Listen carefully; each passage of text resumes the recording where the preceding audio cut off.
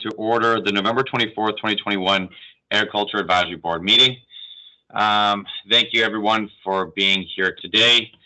I hope that things are slowing down a little bit for everyone, and both on the farm and off the farm and all the walks of life we're here today.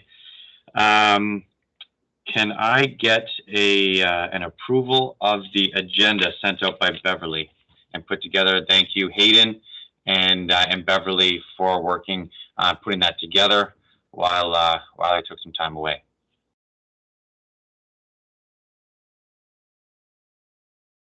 Looking for an approval of the agenda. Mark, thank you, and Trish, thank you kindly. Perfect. Okay. Yeah, we have just an agenda. Thank you, Dr. Strauss. Hey, Mr. Chair, do you want to call the vote on that? I think you need a vote on that. We need a vote on that? Okay, good deal. Can I get a vote to approve the agenda? Raise your hand up, and with internet. Perfect, good. Any no's? I'll take silence as clean. Perfect. Thank you. Thank you, Mike. I appreciate that, Councillor Columbus. You've had my back since, I remember, yeah, geez, when I was like 7 years old when you were traveling the farm. So we appreciate that, and you still do it. So I appreciate it, sir. Thank you. Yeah, so as I was saying, we have a really neat, concise, but a great agenda today. Disclosure of pecuniary interest. Any reason why anyone couldn't be here today? Seeing none. Moving on. Beautiful. The minutes put together by Beverly. Thank you again for that. From our that were sent out from our October 27th meeting. Anything that came up or arising from those minutes? That was a full meeting, especially with the deputations from both Peter Williams Associates as well as from Haiti Maillard. Any comments out of there? Councillor Columbus? Yes, there is an issue that we should be dealing with respect to item 9.1, other business update on the 45 bridge. And as some of you have heard, that this did go to council for consideration through the Ag Advisory Board minutes. However, I had come to learn from the clerk's department that because it was reconsidered previously, it cannot be reconsidered during this term of council. So I will ask, Teresa's with us. She and I have spoke about this, and perhaps she can fill in the blanks here. Thank you, Councillor Columbus. Through the chair, I just wondered if I could ask for perhaps a friendly change in the agenda, just because Dr. Strauss has taken time out of his busy day to be here, that perhaps we could deal with his presentation and then come back to the minutes, and then I'd be happy to provide some guidance to the board. That would be great. Yep, I agree. Dr. Strauss, I know you're a busy man, and listening to concrete bridges on the west side of Norfolk County are exciting. But I'm sure you have more important things right now. So no, I appreciate that, Teresa and Councillor, and we will circle back immediately after. That way we can stay on the agenda points. Thank you. I didn't know where we were going to fit that in, whether it was going to be in meeting minutes or in other business. So may as well put that right at the top after Dr. Strauss. So with that asterisk beside the minutes, are there any other issues with the minutes from our October 27th meeting?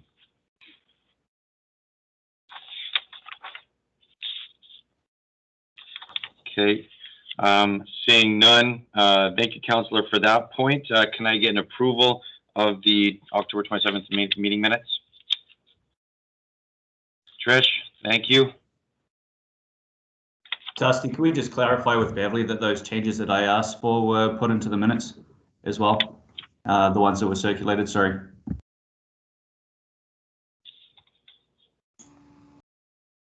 To the chair, Hayden, which changes were you referring to? was just a clarification on the, there was two points there that I put in with the email that I put back to you. One was the way that we're administering the feedback.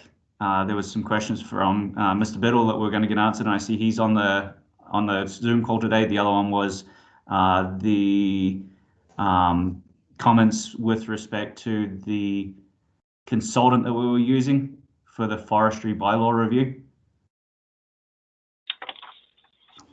I had emailed them back to you on the agenda with the review of the agenda. So to the chair, Teresa, did you want to explain how the minutes work in regards to what we need to capture in these advisory minutes?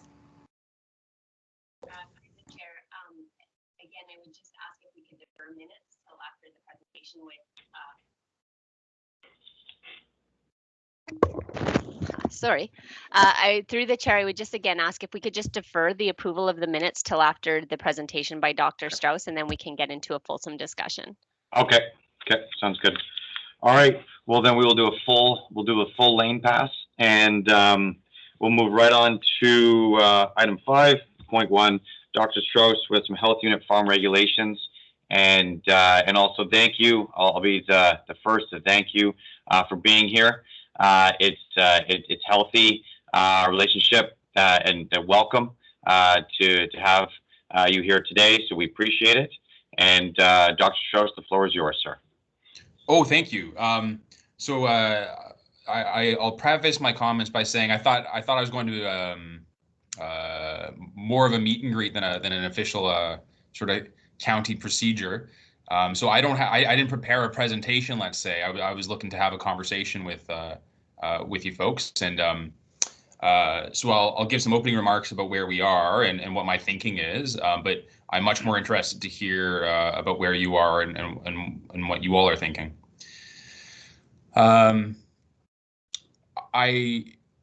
I have heard from many farmers since I got here about difficulties that they had applying regulations. One of the main themes in the difficulties that they outlined were sometimes contradictory or overlapping regulations between levels of government and sometimes between jurisdictions. So I think it would, what would I say? It's easy in retrospect to understand how and why that happened. The pandemic hit everyone when they weren't ready for it, and different levels of government tried to cobble together what they could when they could. And so there were significant inconsistencies and sometimes contradictions. So any changes that will be made, one of my major interests is to try to have some regional consistency and some level of government consistency. I have also spoken with some migrant farm workers. Some of your colleagues in the farming community were kind enough to have me down to their farms and got to meet some of these folks. I also got to speak with some migrant farm worker advocacy groups, particularly the leadership of the Migrant Worker Solidarity Group downtown, and I appreciated their perspective as well. I think what's been clear to me from everything the farmers I've spoken with is that they want their farm workers to be healthy. Because they're decent people who want the decent people that work for them to have decent health. B, because work's not going to get done if folks are ill. So keeping all that in mind, I think the major shift in terms of what we do for the ongoing growing season or the upcoming growing season has to take into account that the vaccines are here, the vaccines are widely available, and I know that most of the farmers in the community have done an amazing job getting vaccines into their workers. It remains the case that the vaccine prevents hospitalization or death to the tune of 95%. As I've watched what has been happening in our community with rising cases, there unfortunately have been deaths associated with that.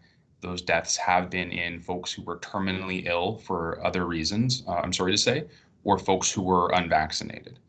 So that doesn't bring me any pleasure to recount that. it's still a magnificent scientific accomplishment. The vaccines are here, and if you're a person who's well enough to be working and you're vaccinated, you're very unlikely to require hospitalization. So that needs to be the cornerstone of our thinking, and then how to precisely tailor that to the context that you're all working in is the major question before us. So I think some of the most persistent concerns about regulations that I've heard have to do with bed spacing. It seems to me that if workers are fully vaccinated, if they're fully vaccinated for COVID-19, that bed spacing requirements should be liberalized. Other concerns have been about isolation requirements. It seems to me that the federal government has decided that Canadians who are returning from abroad who are fully vaccinated do not need to isolate. And I do not think that migrant workers should bear more cumbersome isolation requirements in that aspect than Canadians. And lastly, and I know there are concerns about transport requirements. The transport requirements we've so far spent less time exactly hammering out what we're going to do. I suppose the difficulty is it is not the case that 100% of the migrant farm workers are vaccinated. And I have been toying with the idea of, well, could we say these are the rules if you're vaccinated, these are the rules if you're unvaccinated? It seems to me that would be very cumbersome. I've toyed with the idea of saying no migrant farm workers who aren't vaccinated. It seems to me that, well, a couple things. As far as I have heard, the federal government may be considering that. I might go so far as to say I'd be surprised if they don't. But then again, in terms of not wanting to have contradictory or overlapping requirements, I wouldn't want to get out ahead of the federal government on that point. And then I think lastly, my first concern is for the health of the community. That's what I'm charged with under the Health Protection and Promotion Act.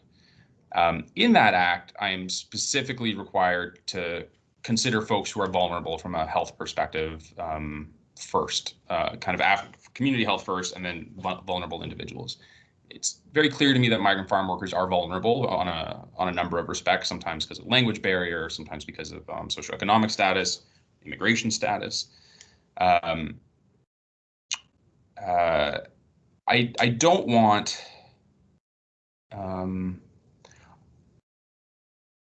I guess my concern with me requiring that all workers be vaccinated is it could be that if I'm in my home country and I have poor access to the vaccine or poor access to education about the vaccine, I wouldn't want my directives to take it out on that person. I would want that person to have a chance to have a conversation about vaccines when they get to the airport, basically, and have access to it then.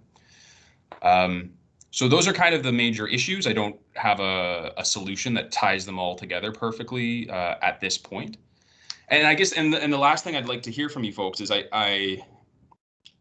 it seems to me that in terms of case and contact management, so COVID will still be here in the spring. I don't think it's going to be completely exterminated in any jurisdiction anytime soon. And even as the vaccination rates go up and people's alarm about cases of COVID-19 go down, as we continue to see how persistently effective they are, there still will be case and contact management requirements. And so I think the farmers in the region need to be aware that if you are reducing some of these bed spacing requirements, piling more folks into one bunkhouse, and then one person does get COVID, that would increase isolation requirements and could sort of impair your workforce more than if they were spread out. So I don't know to what extent it's helpful for you for things about that along those lines to be recommended or required, just acknowledging that there still will be case and contact management procedures and isolation procedures in all likelihood in the spring. Anyway, so that's kind of an outline of my thinking and what I've done and what I've heard. I don't have a final announcement to make yet, and I wouldn't want to make a final announcement until I get to hear from all of you. Well, thank you, Doctor. I appreciate that. Yeah, again, use us, use this board, use these members as much. Honestly, I believe all of our contacts are available online. If not, happy to share through, because we all bring different aspects of walks of life from the ag side, especially with the labor, because that seemingly has taken over, of course, this board and especially Norfolk counties for the last 2 years. So I wrote down some questions just for areas where I feel like you were like to keep the ball rolling momentum. The one was, I haven't seen anything, and maybe the board has, from farms, is for the next growing season. Of course, this year there was, I'm just going to let Ann in. Of course, we had to have hotels booked, and we had to have secondary units booked and whatnot. And our Limas are in for next year already for our February arrivals. And those isolation plans need to be either in already or whatnot, but the reservations follow. Are you aware, or are you going to be removed? I mean, it's a federal program, but with regards to the quarantining of migrant workers upon arrival, is there a mandate at this point, or if you're vaccinated and a migrant worker, what is that protocol for the spring? Because that potentially changes the timelines of bringing men and women in, because then you have to still do the 2-week slide. What does next year look like regarding just with that specific point? Right. If you're asking my opinion on should fully vaccinated folks be required to isolate, my opinion is that they should not, that they should be treated like other Canadian, or they should be treated like Canadian citizens who have traveled abroad. I can't get out ahead of what farms will say. Right. And I know that my staff have engaged with farms, have had meetings with farms. What a confusing acronym, by the way. It's yeah. They thought it was cute back in the 80s, and now it's a nightmare. Yeah. Right. But we have not heard of a final determination from that regulatory body. So, the best I can tell you is where my thinking is that way, okay. and that thinking will be reflected in our local regulations, which will be announced in 2 or 3 weeks. But I can't tell you what farms will ultimately decide. I'm sorry for that. And Mark or Trish or Hayden or Anthony or anyone else on this call that deals that speaks with farms, anything coming through the office that you guys have been hearing regarding this? Haven't heard anything. One thing that we had last year is we had the local regulations were impeding what we were doing with farms. So farms wasn't allowed to authorize people to travel until we had authorization from Norfolk County that they'd approved the isolation plan. And I think that's probably like a key point for us to understand. Will that be in place for this year again, where we'll have to get the authorization from the health unit in order for us to be able to bring farm workers in? Right. So without making announcements, I hear that concern. I think, and it sounds like people were in some very frustrating situations where like you couldn't get the approval from the one body, like it was a ask your mom, no ask your dad type thing, and you couldn't get approval from either. So that's specifically what I mean when I say we want to get rid of contradictory requirements and have consistency. So it is generally my view that those isolation requirements should come from farms and not from the county. That migrant farm workers, now that they have high rates of vaccination and have all had the opportunity to be vaccinated and will continue to have education about vaccines. So now that all that exists, if they're showing up and they're vaccinated, they should be treated like Canadian citizens otherwise. Okay. I'm not sure if that quite answers your question without kind of making announcements before announcements are ready to be made. Yeah. Okay. Oh, thank you. So just going back before, so that way you don't have to keep saying the same thing, Doctor. So you're saying in about 3 weeks, but so before the new year, a lot of these items will be checked off. Yes. Okay. Nope. Then we'll that way you don't gotta keep spinning the same thing. and I respect I do that. want your feedback about each item, though. So Yeah. don't, The other thing, my second question would be, now this might be, Dusty, I'm going to answer this in 3 weeks, would be about yours or the vaccination mandate timeline. Because that also, here at Easy Grow, we're about a 98% uptake of the vaccine. Now, thank you. And I think there's a lot of success stories, but I know that people also didn't get to that threshold. Now, of those employees that did not, or of farms that that did not get to that, but would like to get those employees back, those LEMAs need to be going in very soon for those workers. Mm-hmm. When will now the LEMAs, the labor market impact application? Or is that correct, Trish? I think that's the acronym. Again, Farms loves their acronyms. Actually, no, the LEMAs through Service Canada. But yeah, so for all those timelines, when do you believe will that, in that 3 weeks announcement, will also the vaccine mandate come out as well for that?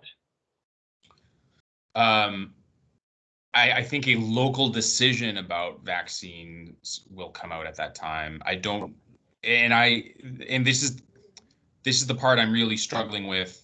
I guess I would say decision-wise, for the complexities that I described, I wouldn't want someone who's been coming to this county for the last 15 years and working. I don't want that person to bear the brunt of regulations, if you understand what I mean. So that's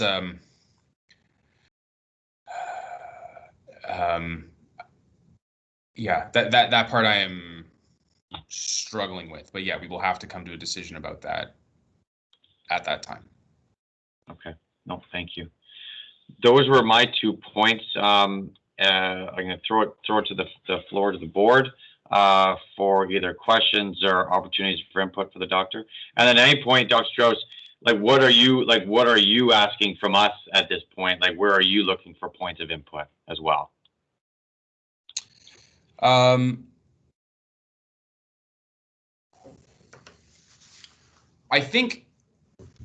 guess it's important for me to know that you understand my thinking, my concerns about case and contact management, and I guess if you can understand that things like the bed spacing are tricky for me, right? Because the more space between beds from a health point of view, good. But I can't say that we need to have the same requirements as we did pre-vaccine. So I guess I'm looking for input as to what makes sense for your operations.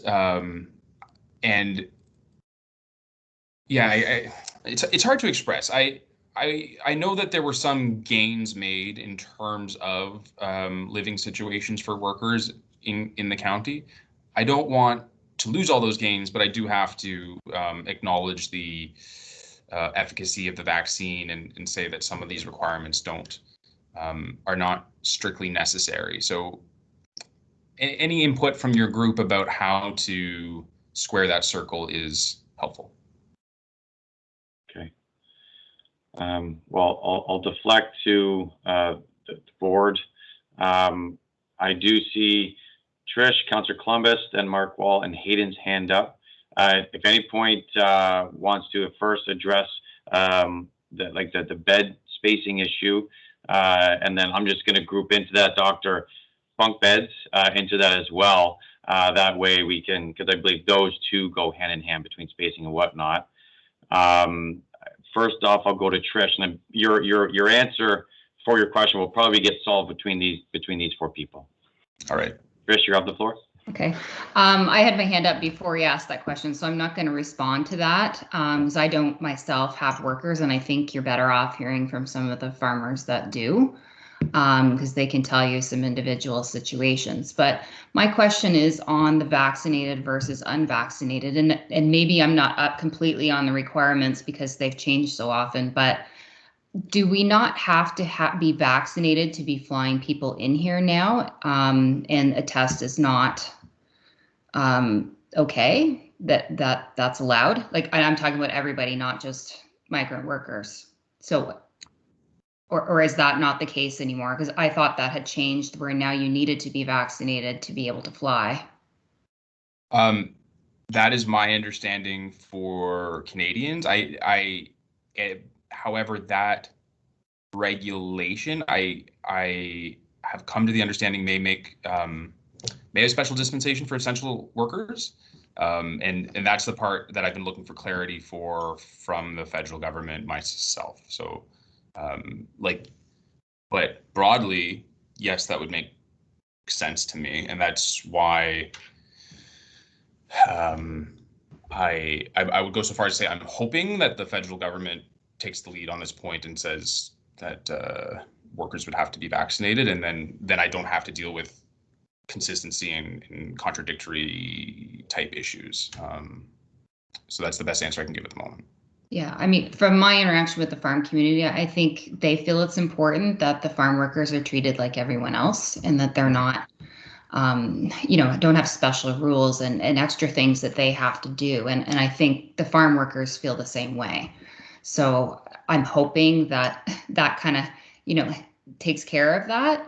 But if not, I mean, I totally understand your point about not everyone has the same access to the vaccine depending on where they live, and not everyone has the same education and an opportunity to talk to somebody that has the proper education. So totally get that. And I guess if they're allowed to come in, would it be too much that there are different rules for them, vaccinated versus unvaccinated? Because I mean, that is consistent with what we were doing here with everyone else, right? So they would have the choice whether they want to be vaccinated or not. But if they do, then they need to do the isolation because, to protect everyone else and themselves.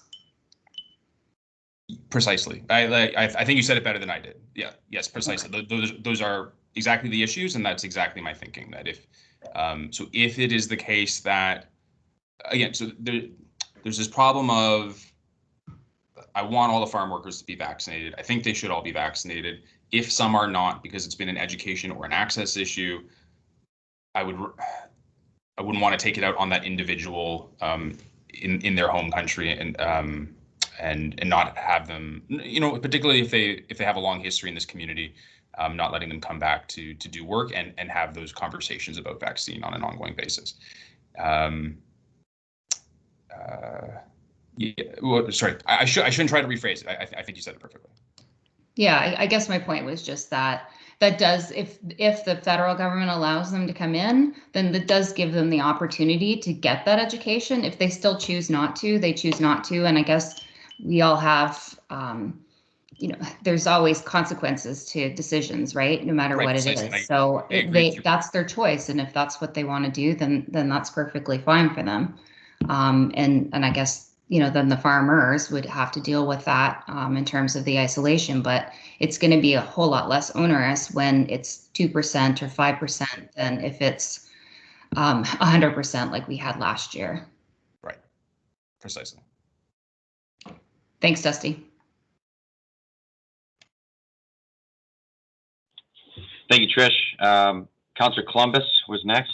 Yes, thank you, Dusty. And Dr. Strauss, as you're probably aware, there are many state-of-the-art bunkhouses been built recently, and things are improving housing-wise.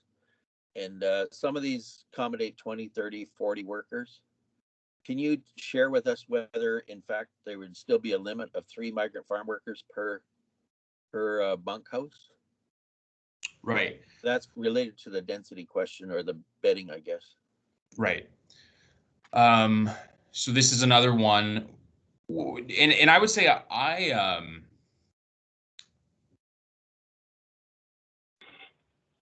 I think that rule had its place before vaccines.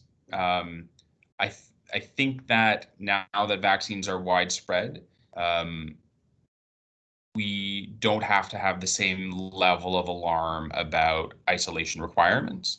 I also, from my understanding of the local, well, part of my job has been history or archaeology in terms of trying to understand why things came up when they came up, and it seems like that rule came up because the federal government had a lot of fires all over the place and only so much bandwidth to deal with them, and early in the pandemic, migrant worker housing was not, I think, top of mind for the federal government. So we had a local regulation. It seems to me that the federal government is now on the case and will have isolation requirements. And I don't think that we need to have local isolation requirements above and beyond what the federal government requires. Thank you. Appreciate your answer, and I'm sure the farming community get that too. Thank you, Councillor. Mr. Wall. Thanks, Dusty. Dr. Strauss, everything that I'm hearing, it's like a breath of fresh air. The last guy we had was definitely not like this. The fact that you're even on the call with us speaks a lot. So I really, really appreciate you coming on and talking with us and trying to get feedback. Number one, that bedding issue, what I would suggest is you come out and visit. My farm is open for a visit. If you want to come out, we can look at where those beds are and what's practically feasible as far as where they are and how many are per room. But my next question or next comment is, from what I'm hearing, we're more or less moving to align ourselves with the regulations that are federally in place. Am I hearing that correctly? That is my intention, that the regulations will generally move in that direction. Yes. It is also my intention that I have had chats with my medical officer of health colleagues to the northwest and east of us, and the regulations will generally be moving into alignment with their jurisdictions as well. And I will say, thank you for the compliment. I'm new to this type of doctoring, but I am old to the usual sort of hospital doctoring, and I guess I would say I never criticize a person's last doctor, and I guess I want to acknowledge that I am not interested in having stark discontinuity with my predecessors, Dr. Hukowicz or Dr. Nasatharai. I think that nobody expected a pandemic in February 2020 or March 2020, I guess it was declared. And a lot of decisions were made, and I wasn't there, and so I'm not in a position to be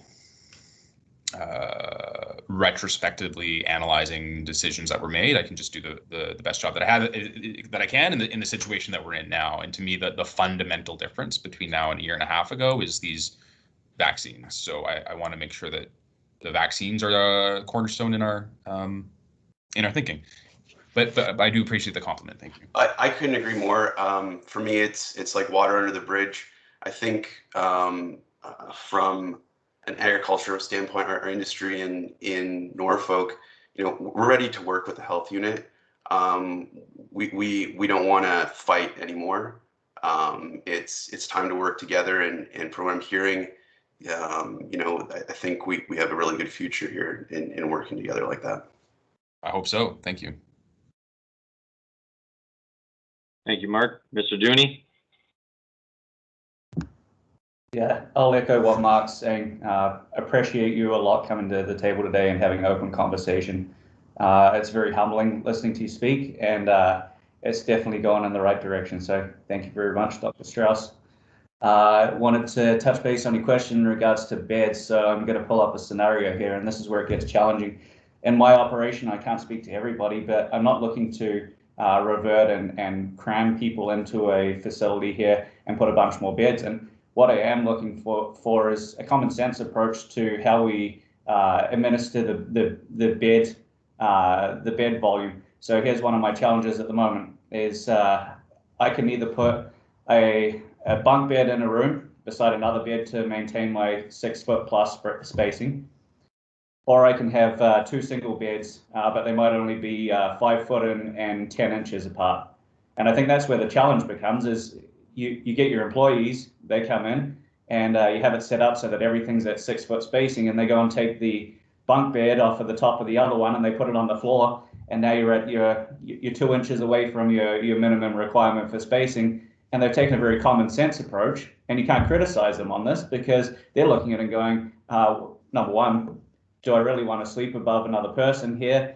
Do I want to be shaken around because I'm using a bunk bed? And is it really safer for me to use a bunk bed versus be two inches short of 6.5 feet away from another individual? So that's one of the challenges that I think we have to overcome. And I don't know administratively how you function with that in mind, because it's a bit of a challenge. There's no kind of there's no way to effectively write down a procedure or policy and say this is how you administer it in this circumstance. But I mean, that's one of the common sense challenges that we face. Yeah, I think, what would I say? Most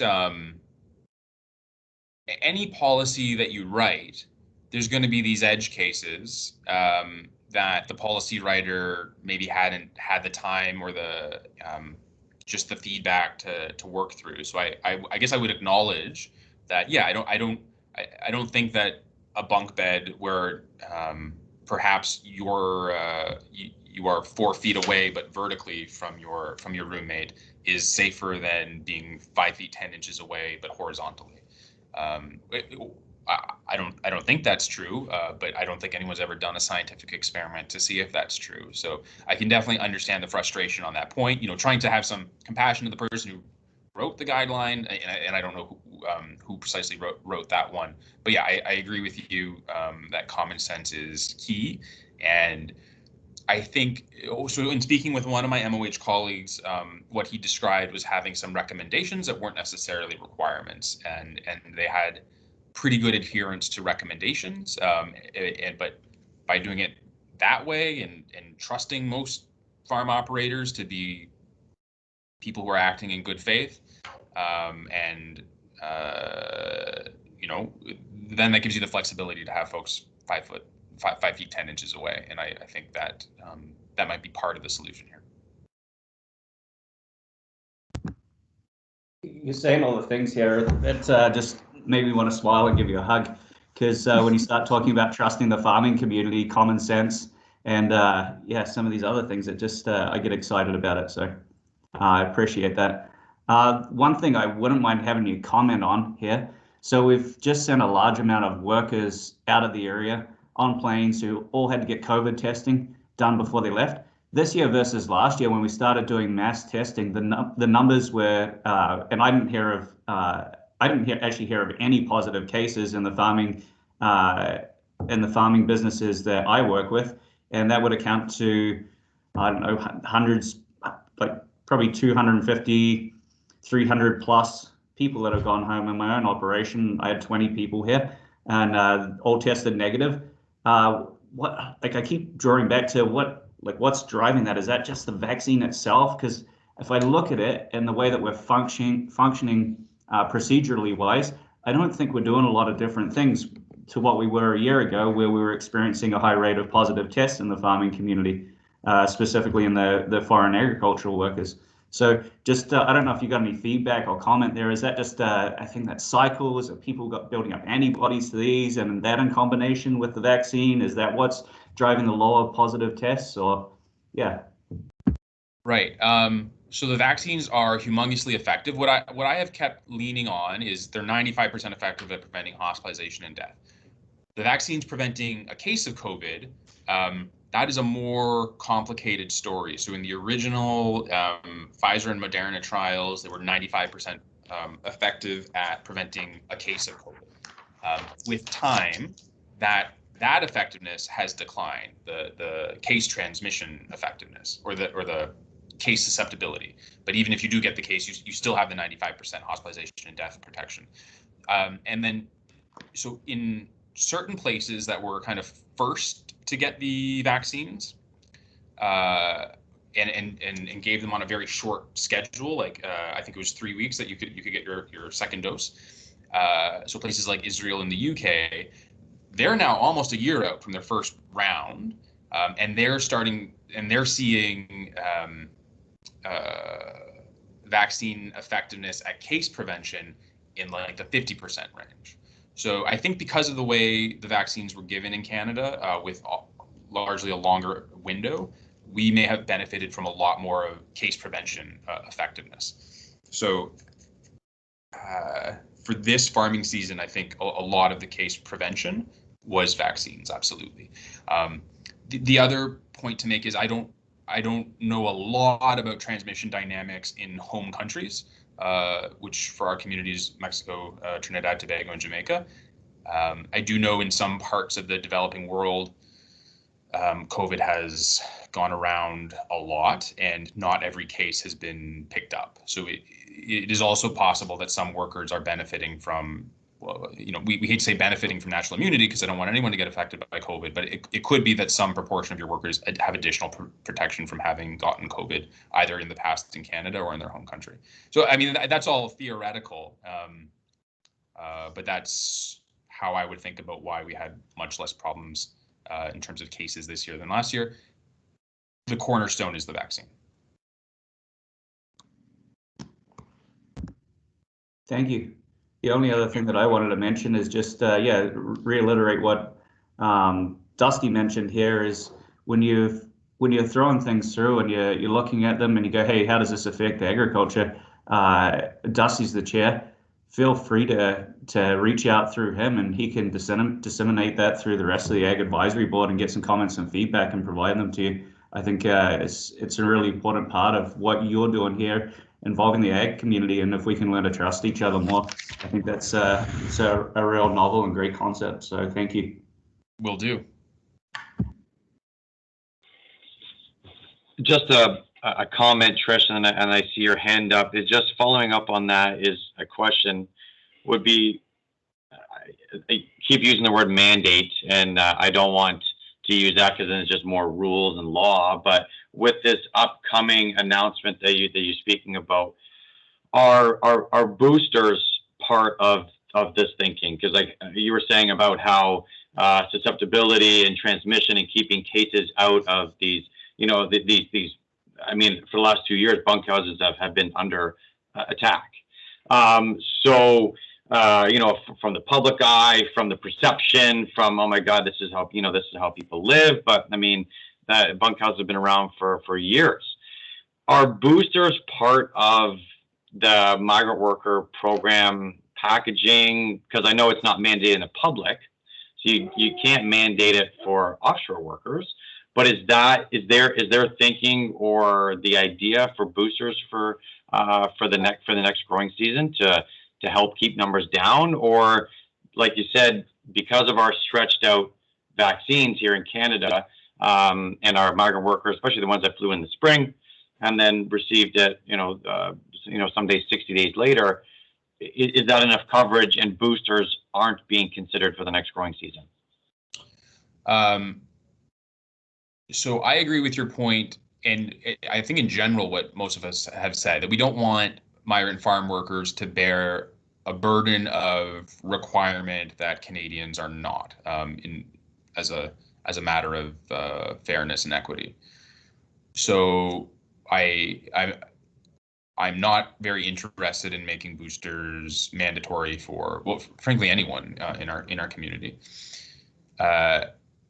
I would like boosters to be available, and I would like information and education and access to the boosters to all be available. I can't write checks I can't cash. I don't know what the health unit staffing will look like, but yes, in general, if boosters are indicated for your workers, then I would want the public health unit to be doing all the hustle that's required to get migrant workers their booster shots. Yes. Okay. Okay. Just because because it was really, I think we can all the farmers that were dealing with vaccines with migrant workers. The one of the biggest problems that we dealt with, Doctor, was not the vaccine itself, but of course the dark edges of the internet that sometimes you get caught up into. A friend of a friend of a friend. Now all these stories, which led to me deleting Facebook. But that being said, but what I'm meaning is that it was a feat in itself. Going through the conversations. I'm not a doctor, but it was having the conversations with these people, trying to give proper education with me being a farmer and not a medical professional. And so going into next year, if boosters are advised, what's something that we would ask from the health unit is information packages. Hey, these are available. They're not mandatory, but hey, these are available for either your level of comfort, and if they do become available, those sort of reading materials, because putting that on the farmer, it's difficult conversation because there's a million questions that came out about, hey guys, vaccines are available, but then there's a million questions coming back at us, and I'm not a professional to answer those questions and to make our employees always feel as confident and as safe as possible. So I think the more information that we can get from the health unit that is clear and concise would help those conversations going into the next growing season. Your point is well taken. I will keep that under advisement. Thank you. Yeah. Trish?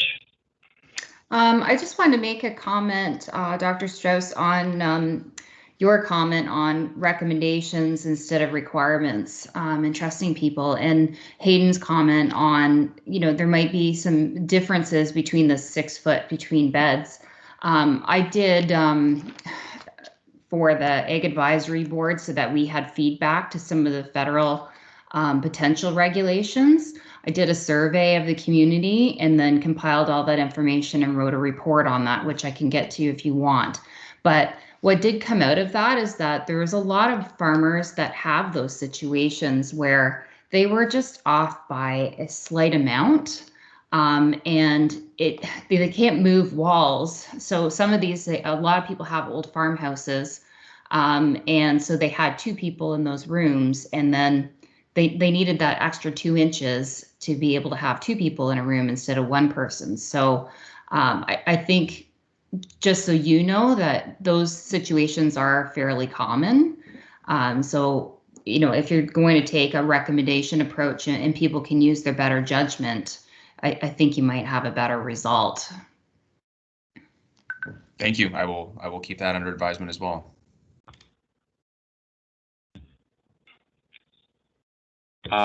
Anything else from either the board or Dr. Strauss for input just at this time? I think there'll be lots of,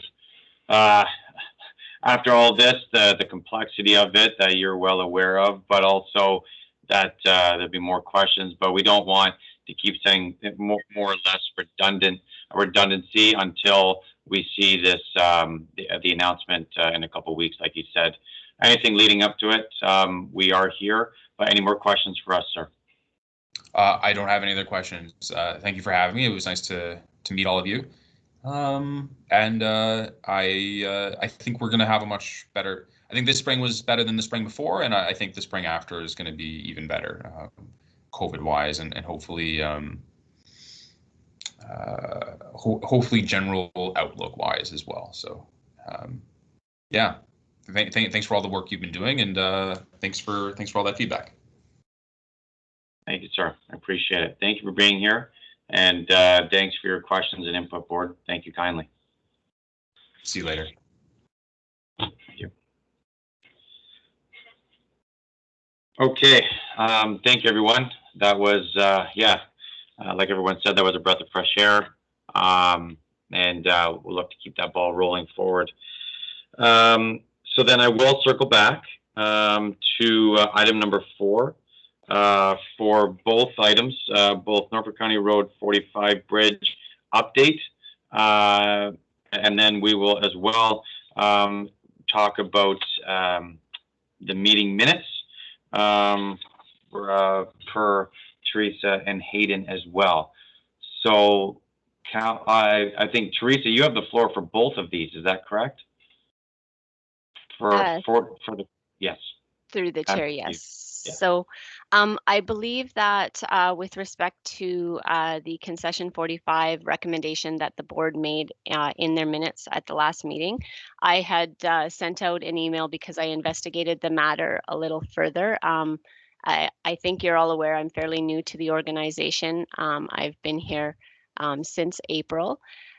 So in reviewing the process, the county and most municipalities have within their procedure bylaw reconsideration parameters, which really binds a council to do their decision making effectively and making sure that they're not, constantly going back and forth on the decisions that are made at the council table.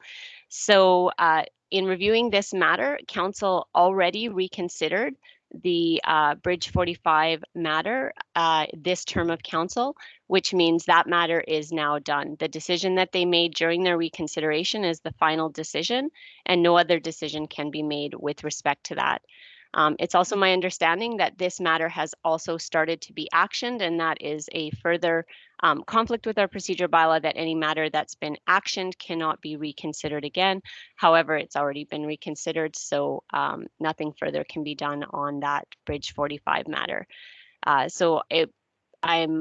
would like to apologize on behalf of the county that this was not explained to the board in the previous time. I wasn't here. I don't know what happened at that time, but it's very clear that the matter was reconsidered on January 30th, 2019. And at some point that should have been advised to the board. I do see that this has been on your agenda a number of times. I can't control what happened before I came here. I can only control what goes on in the future. Teresa, I'll give you an update. The long and short of it is that it was came to our understanding per the prior CAO that it was no longer held up provincially, and then also that it could be revisited in the next year. So that's why it came back to earth. Like, okay, we surpassed the next calendar year, and that was our understanding versus the calendar term, the term of council. And so if it's wasn't aware of the term of council, so now we understand that is the program. And with that information, I did go ahead and call some community members that this bridge is affecting. And we do have some update from that, but Councillor Columbus, did you have anything to say on this as well, sir?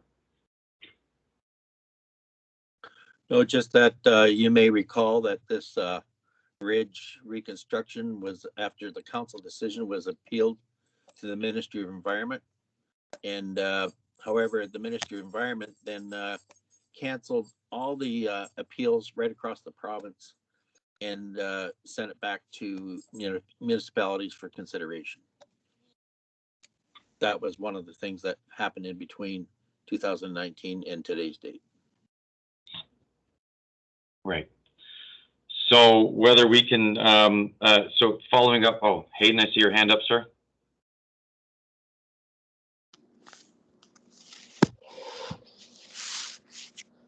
You're on mute, sir. Sorry, there is a decision that's being made on the bridge to make sure that I'm following along here correctly. There is a decision that's being made on the bridge. The bridge is moving ahead. What kind of a bridge is it, and does it allow access of today's modern agricultural equipment? I don't know if that got defined, because I think we can stop talking about this in a hurry here if it's already moving forwards and we understand that it accommodates agricultural equipment of today's standard. Yeah. So with that, so then at that point, that's when it got struck down and put back to the backbench until they can be revisited, because it is effectively put on ice until October 2022 when the new term council is in. So even though we passed that motion, it couldn't be received to council because it is effectively frozen until the next council. Yeah, understanding that, but Teresa just said that the process has started to move it forwards.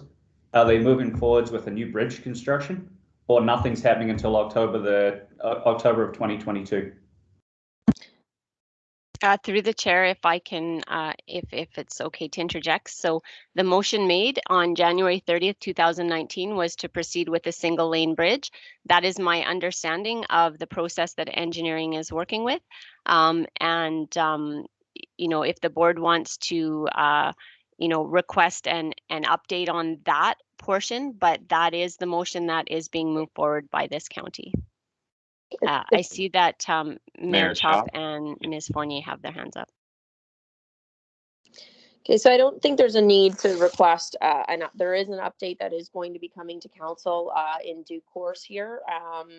They are working on this actively. And what I can say, Dusty, is we will endeavor to have the widest single lane bridge possible from the manufacturers there. So whether that is going to accommodate every piece of agricultural equipment, I can't say for certain. We don't have the dimensions of it, but again, we will endeavor to have the widest single lane bridge that is available on the market to be able to, you know, to accommodate that. No, thank you. So I wasn't aware that it was moving forward. So Hayden, thanks for picking up on that, and Trace for clarifying it. I don't think the members of the community were as well, because per like the phone calls that we've had leading up to this meeting, ever since the correspondence of the motion, is that the community was looking for like the original, I believe on the January 19th of 2019, it being a 2-lane bridge, and now that it's been reduced to a 1-lane bridge, so now we're effectively stuck with a 1-lane bridge. Is that my understanding? That is, again, that is the decision of council. That is the procedural rule, that there's one reconsideration within the term of council. So yes, it is going to remain as a single lane bridge. And in terms of the community not being aware, I mean, I struggle with the fact that this bridge hasn't already been built yet. So they should be aware that the project is moving forward. You don't wait for 4 years to make a motion to build a bridge and then wait until the next term of council to go and revisit again. That's not how the process makes. And I recognize that all decisions we don't all agree on, but this is a decision that has been made. The issue is done. A report will be coming to council about, you know, once we're getting into the RFP process and the tender process here. But staff is working on it, and the bridge does need to get built. Okay, Hayden and Trish. Yeah, Trish, do you want to go first? Yeah. Sure.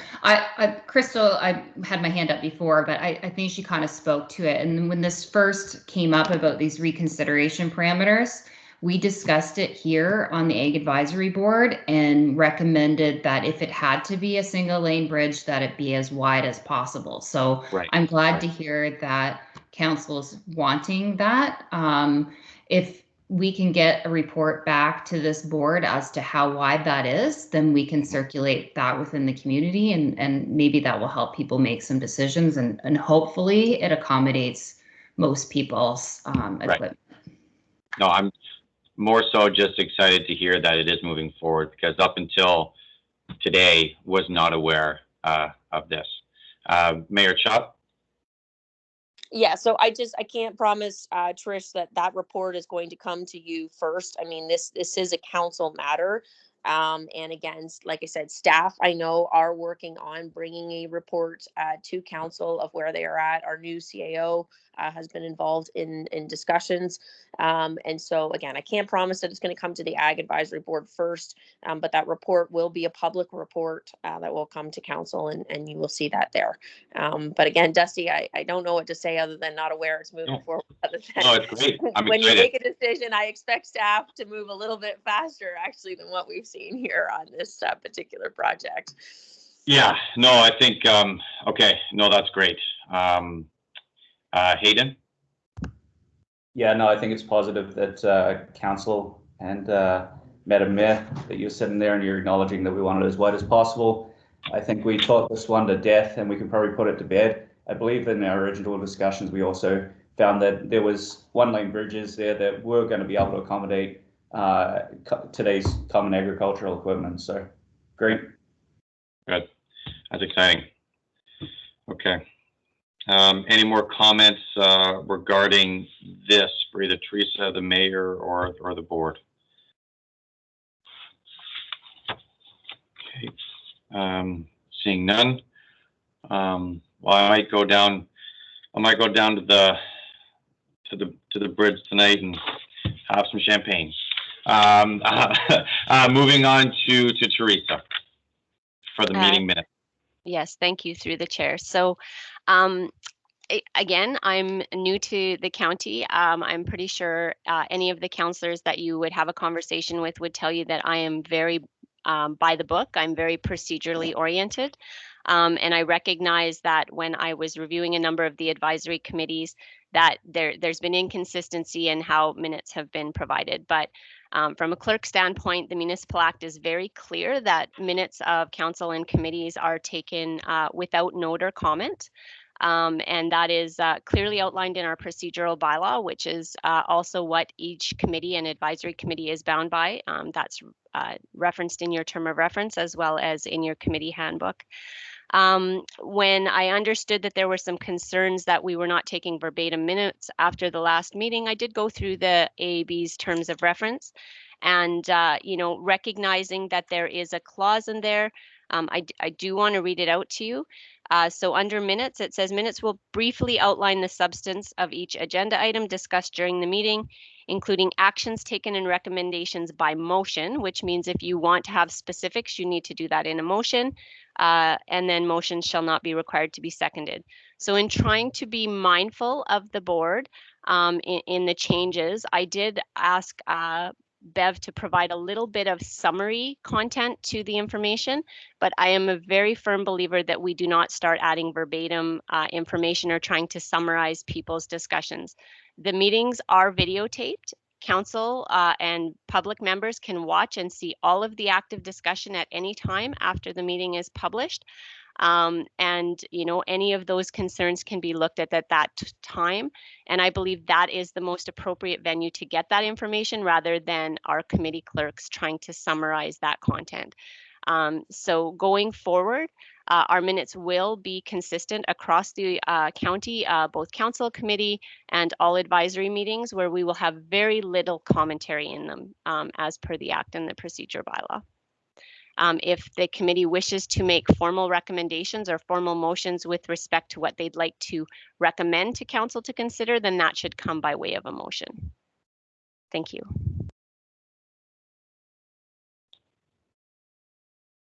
Sounds good. Thank you, Teresa. Any other comments regarding that note or any other arising out of the minutes?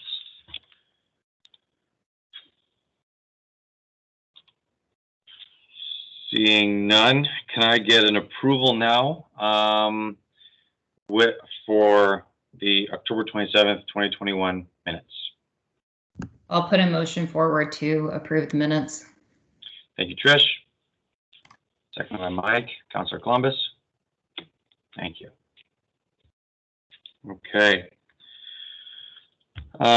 Moving on to item 6, deputations.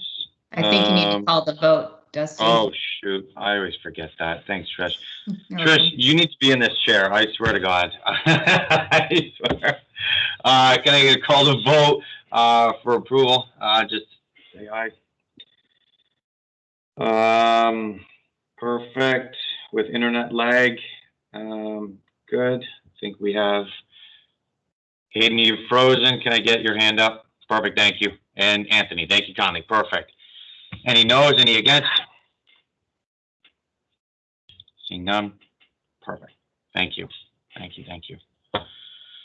Okay. Item 6, deputations. Beverly, do we have deputations today?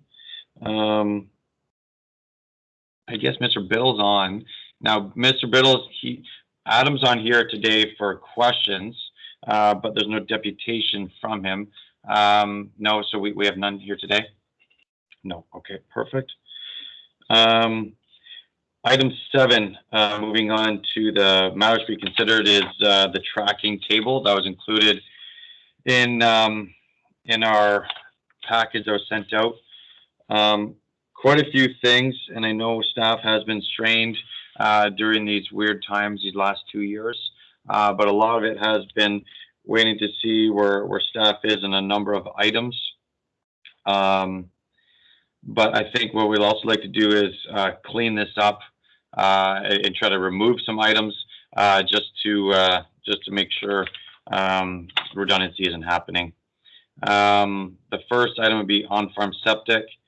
Going through the last point that happened this spring, Mr. Fritz Enslin gave a brief presentation on on-farm systems, answered questions to the board.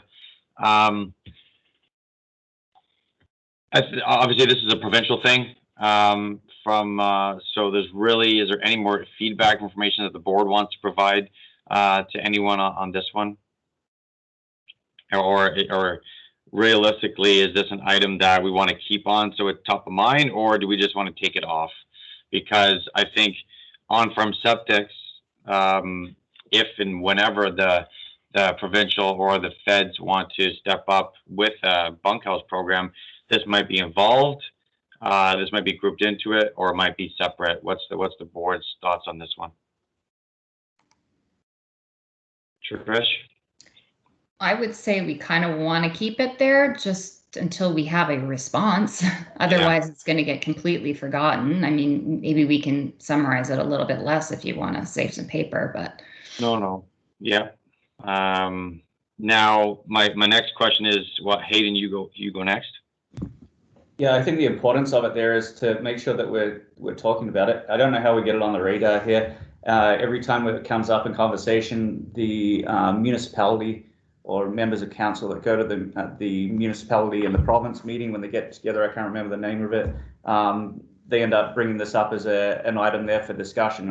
I think that's a really important part of this topic here, because it's not a local requirement, it's a provincial requirement, and just getting it in front of people to understand what the consequences are of their policy is what we need to try and remember to do.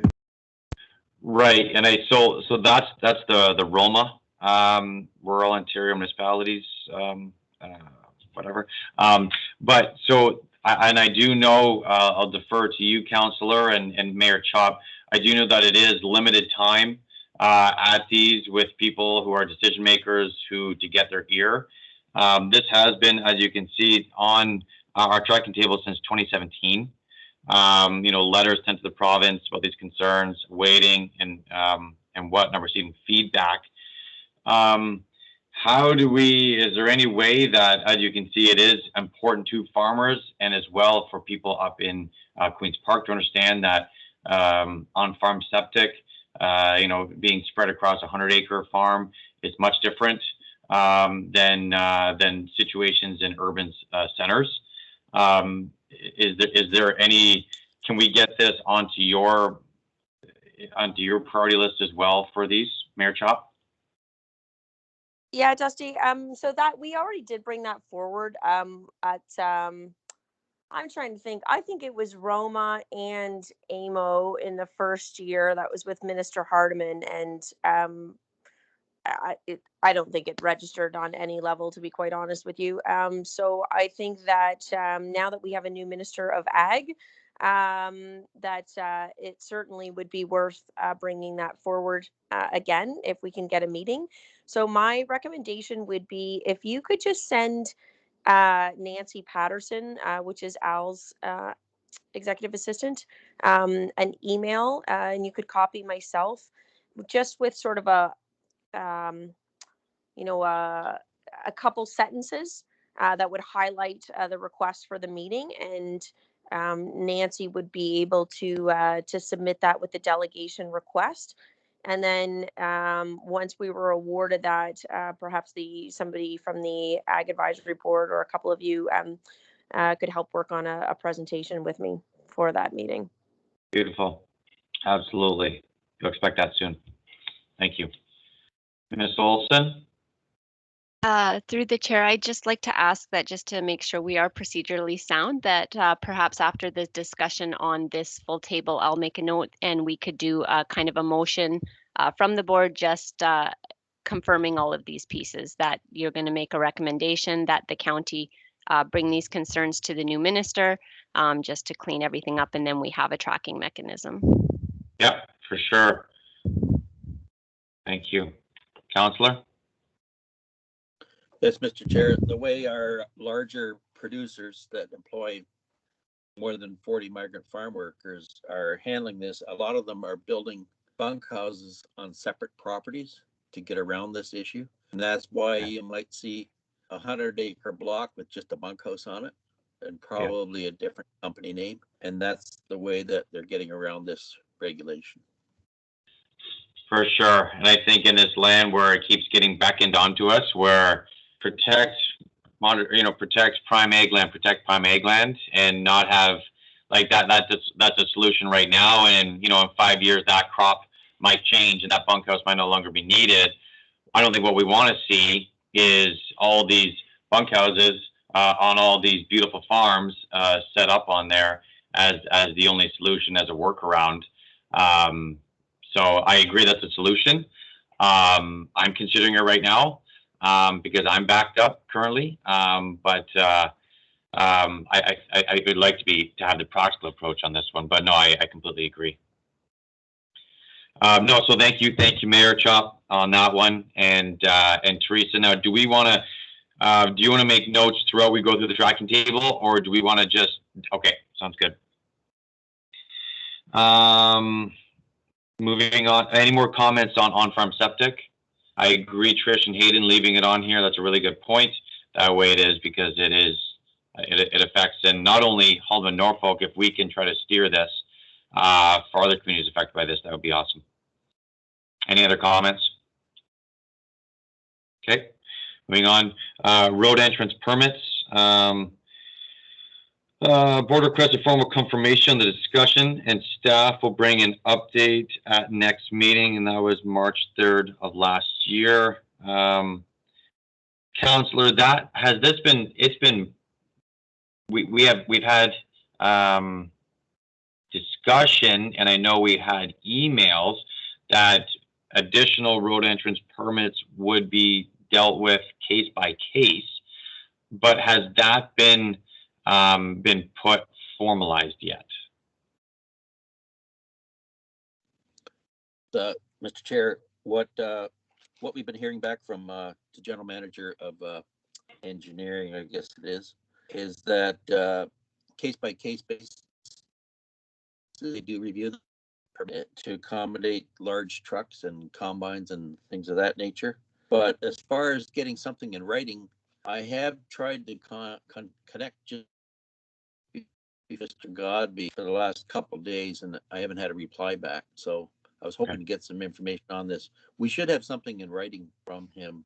Yeah. So that our producers know exactly what to do. Yeah, I agree. Hayden, up and down? Yeah, that was my understanding too. We're just waiting for something in writing. Yeah, okay, thank you. So that's just the latest point. As of October 24th, waiting something in writing. Perfect. Any other comments on that? That's pretty straightforward. Good. Okay. Importing of soil to Norfolk County. So we'll bring forward an update at the next meeting results. Dusty, sorry. Can we go back to the last point? So if we're going to put formal motions in place for this, does that need to be in a motion as well? And do we ask somebody to follow up on it? Maybe can the clerk's office follow up on it, Teresa, or is that appropriate? Absolutely, we can add that to do a follow-up on that. And so what specifically do you want us to inquire on your behalf? Yeah, we're looking for written acknowledgement that the policy or procedure that's in place here is not a hard procedure, and that there'll be a case-by-case acknowledgement where they would make considerations for more than one entrance way to a block of land. Okay. So yeah, I'll develop a motion before we're done this, and then we can send that to staff. There may be some information that needs to come back on that, so I think that's a fair request. Okay. Thank you. Councillor? Mr. Chair, I mentioned the name Jason Godby. At one time, he was the general manager that would rule on this. However, there's been some changes with respect to jurisdictions at the county level. And I do believe now that roads department, and this would be the roads department, comes under operations, which would be under Bill Cridlin's department as general manager. So that's where we would have to get the word from, I believe now. And perhaps this is the reason this whole thing has fell through the cracks, because there's been some changes in responsibilities at the high level. Okay. I do see Mr. Cridlin online and with his hand up. Mr. Cridlin, you're up the floor, sir. Thank you, Mr. Chair. Yeah, I'm. Thanks for having me here today, guys. But yeah, I was. This is first news to me that obviously Councillor Columbus is correct with the changeover. It was under Public Works. Ops didn't really come into reality until probably about April. So this is the first I have known that there was a request from this group to review the policy. And I think the clerk is right. I'll make notes here. The policy that was put in a few years ago was pretty strict on how it, limits the amount of entranceways to a piece of said property. However, I believe there always is a clause that says on the opinion or in discussion with the general manager, that time of Public Works would now be ops. So I think that's something I'll work with the clerk and engineering staff on how we work around that. So your message has got to the right set of ears, and if the next meeting, maybe, I don't know if you guys meet in December, it may be January, I would maybe like to be a guest, and I can come back and update on that. Okay, thank you. Thank you. Yeah, just with, with either bunkhouses being built on different parts of the farm, greenhouses being set up and whatnot, helping the flow is, of course, like you're aware of, is necessary. And the last thing we want to do is see is giving the farmers the opportunity to build a proper well drain so that there isn't ditches being backed up versus piling sand on the side of the road and creating issues. So thank you, I appreciate that, and that's huge. Our next meeting will be, I believe, in January. This is our last one for the 21 season. So yeah, January will be it. Okay, thank you. Thank you, sir. So on that note, then, Teresa and Hayden, do we still need to make a formal motion so that to record that? Yes, perfect. Okay. Yeah, I'm writing them all down, and at the end I'll read out all the motions that you need to make. And on these motions from here, Teresa, just to make sure I'm procedurally sound, I need a mover and a seconder. Is that correct? That's correct. We might be able to put them all into one motion, just as per the table that we and that and that and that. So we might be able to combine it all into one motion, unless any of the board is feeling they're going to not be in favor of it. Then we could do those ones separate. I'll ask that question at the start. Otherwise, we'll just make one large. Beautiful. Okay. Any other comments on that? Good. No, that was great. Good catch, Hayden. Thank you. Okay, importing soil to Norfolk County. My last recollection is that Haldeman has a bylaw regarding this already, and that Norfolk County was seeking or either seeking a motion or looking to seek approval of adopting that same said motion that already exists in Haldeman. Is my memory correct? I think that's where I know Anita was really spearheading this one. I believe that's where it was at. So yeah, I gotta look through there. Yeah, I know Anita was really. That was my same understanding as well, Dusty. Yeah. Okay. So then, it was Yeah. Okay. So to move forward on this one realistically is, sorry, Teresa. Through the chair, what I can do is I can make a note to pull the minutes and see what's happened if you guys have actually made a formal motion on this to council, and bring that back to the next meeting if there is action that's outstanding, if you prefer. Unfortunately, neither Bev or I have been, actively involved with this committee, so I'm not sure without going back through all the minutes to know where things are left. Right. I do know that Haldeman had one. It was just like, Mayor Chop? I don't think it was done as a formal motion at council, Teresa. I think it was something that was being talked about. Okay. But I could be wrong. What I would say, Dusty, is make a motion today that you want council to, Teresa, however you want to word that, that the Ag Advisory Board would like council to adopt a bylaw, a soil importation bylaw similar to Haldeman's, or to at least put that under review. And that way it can then be passed at the next council meeting. And then we can, direct staff at that point in time. But I don't think a formal motion was made. I think maybe at the Ag Advisory Board it was, but I don't know that was actually made at council. Okay. Perfect. Thank you. Then yeah, we'll proceed that way. That'd be great.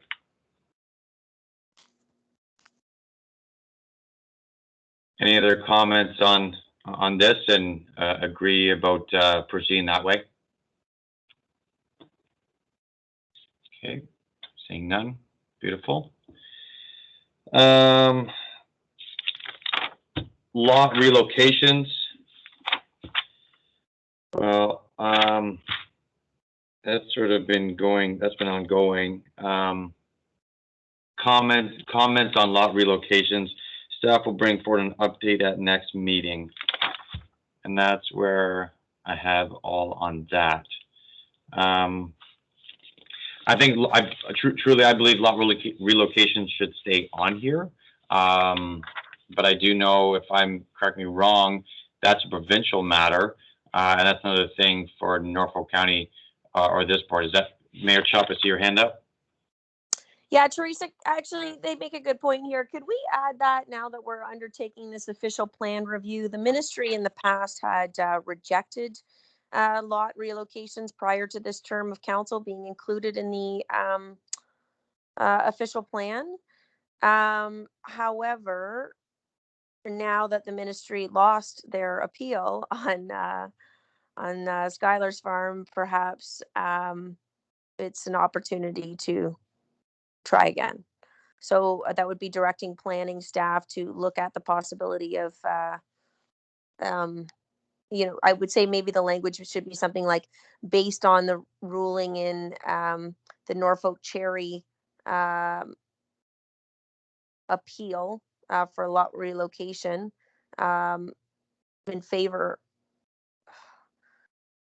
You know what I'm trying to say?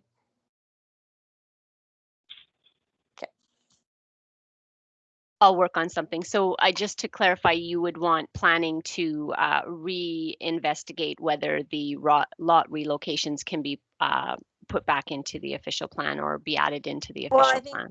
It could probably be stronger, because this is just coming from the Agricultural Advisory Board. I think the language could probably be stronger, that it's not a matter of investigating, but that the Agricultural Advisory Board would request that, based on the ruling from the ministry or from the appeal heard on Norfolk Cherry, that Norfolk County include lot swaps in their next official plan. Perfect. Beautiful. I love it. Board of SAP, any comments on lot relocations and now this progress moving forward?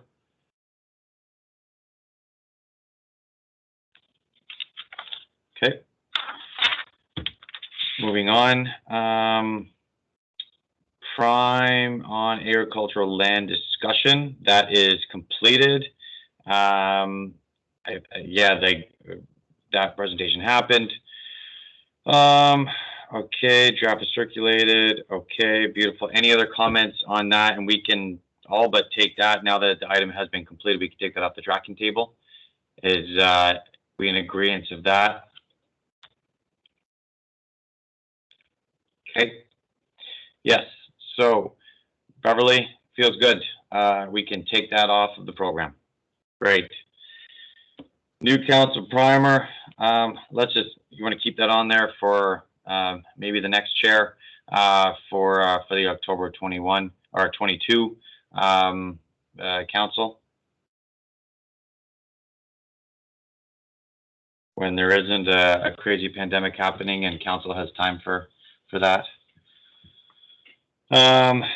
Awesome. Any comments on that? Okay. Norfolk County Road 45 bridge. So now, Teresa, we can put the same, how do we want to proceed with this one? Because we've already been updated via the minutes. And staff is already working on the design of this bridge.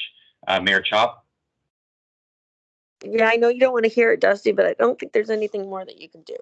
No, that's great. I do want to hear that, because that's actually the best news ever. No, I do want to hear that. That's exciting. It's not a matter of putting it on for a future council. I mean, the bridge needed to have been built 2 years ago. So it's, it's happening. You'll see the reports coming to council for the tendering process and so on. But that's all there is really that's left on that.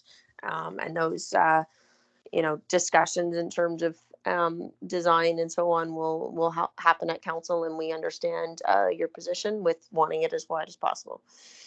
Perfect. Okay, Beverly, if we could, let's keep it on here until there's a bridge, and then that way, per Mayor Chop's comments about that, just the AAB is aware that advancements are being made, and the board will continue to follow now happily from the sidelines. Trish and Teresa. I was just going to say that in terms of the tracking table, if we can just put in there that we ask to be apprised of what the width will be once we're able to be apprised of that. That would be beautiful. And once we have that, then we can, put that in there, then people know what it is, and then we can remove it. Right. Teresa, happily to make that motion as well, to include that, is that the AAB is asking to be just included, not in the decision making, but just in the information being disseminated out. So through the chair, I don't think we need a motion for that one, but I had made a note that I will ensure that Bev and I, when we see this item on a council agenda, that we will advise the Ag Advisory Board members that they can access the agenda to review the information and keep you guys apprised on that. Okay, thank you. So Teresa, Beverly, Mayor Chop, this information that, because these meetings are, of course, are being recorded and for public viewing, that information that would be sent out is not confidential nor private, just so that the concerned citizens that keep calling me, I can then share that information with them, that this is where it's at, because I know that'll be a hot topic for them. I just want to make sure I don't do anything incorrect. Through the chair, if I can as well, I'm sure you're already aware, but we video record all of these meetings. Everything discussed is then uploaded, and nothing is altered. What you see is what you get. So this is public right from the start. Yes. Yeah. That's why. Yeah. Good deal. Okay. Any more comments on that? That's exciting. Perfect. And thank you, Trish, for that note as well, and for Teresa and Beverly for keeping us in the loop. PSWs, staff will provide an update on the results of the planning report at the next meeting. That's been dealt with, right? PSWs, like, that's come and gone, correct? Like, I remember when there was the big scare that PSWs were going to encroach into everybody's farmland, but it was that was since corrected because of our 20% plus forest coverage. So I believe for Norfolk standpoint, we're fine. Does it need to be on the Ag Advisory Board's table any longer? I don't think so. Okay. Yeah, we can take that off, Beverly. There was a scare a couple years ago regarding this, but I don't think there's anything more for that. Any other comments? I'll take silence as no. Moving on to the Climate Change Committee. How is that group doing? Are they still meeting? Teresa smiling.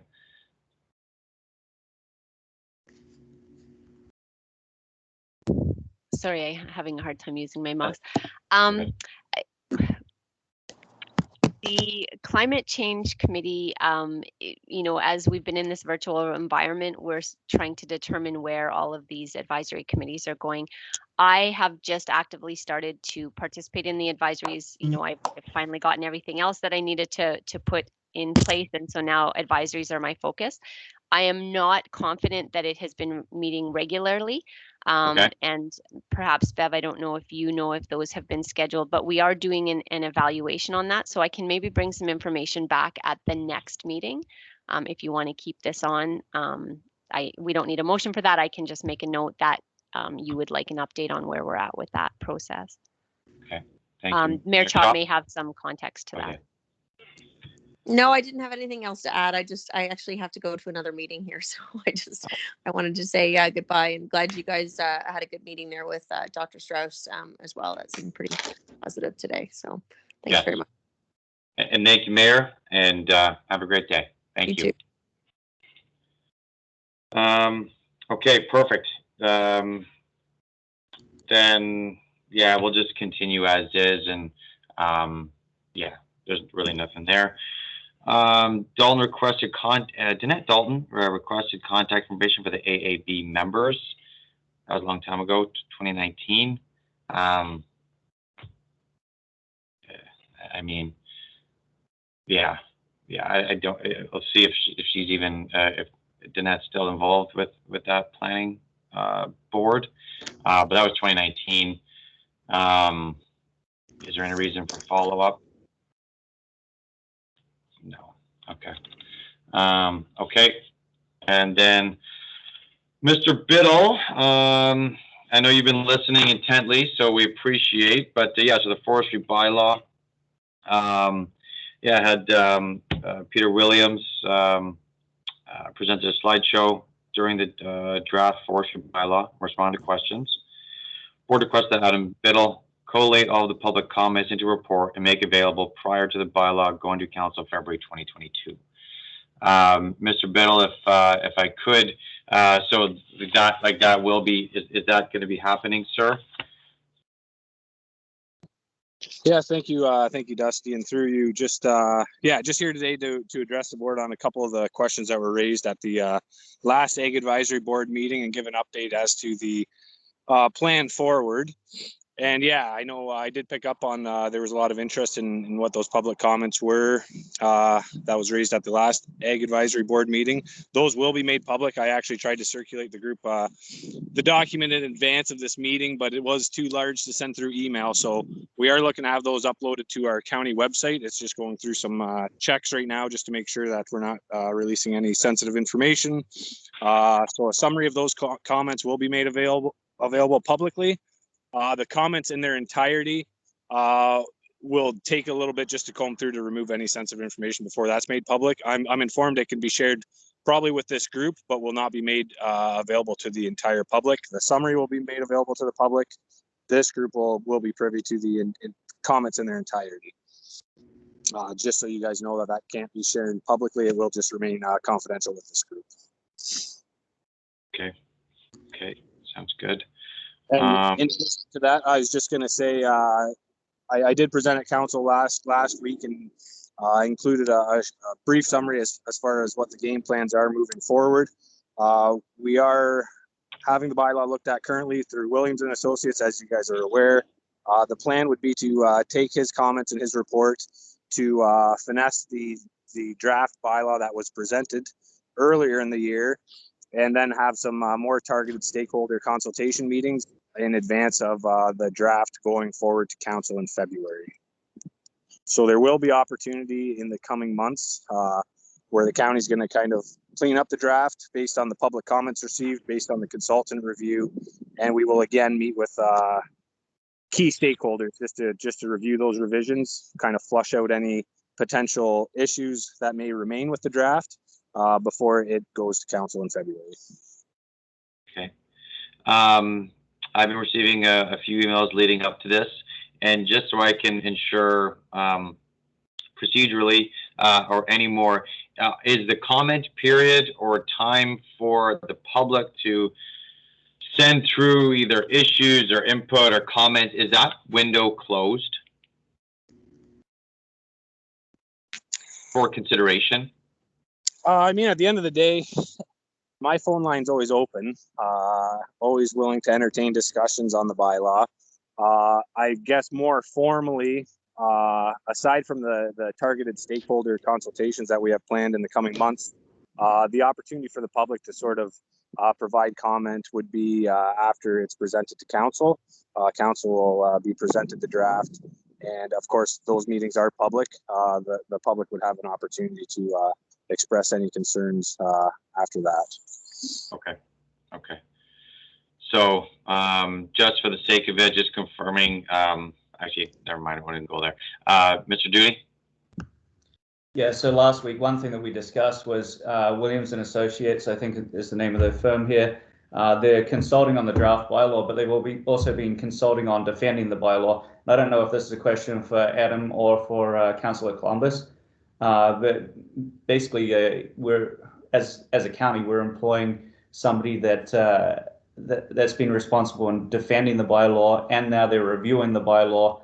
It just, I think the conflict of interest was brought up last week, and we hadn't really got to a resolve on that question, how that's operating. I mean, we listened to the interview there last week, and I thought it was very one-sided and biased.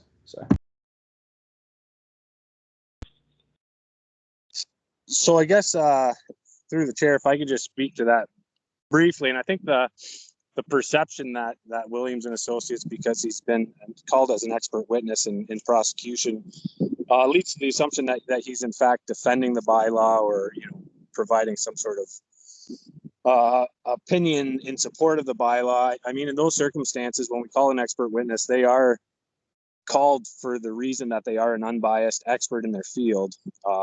It's not necessarily to defend the bylaw or prove a point of the bylaw. It's generally to provide expert testimony in their field of expertise.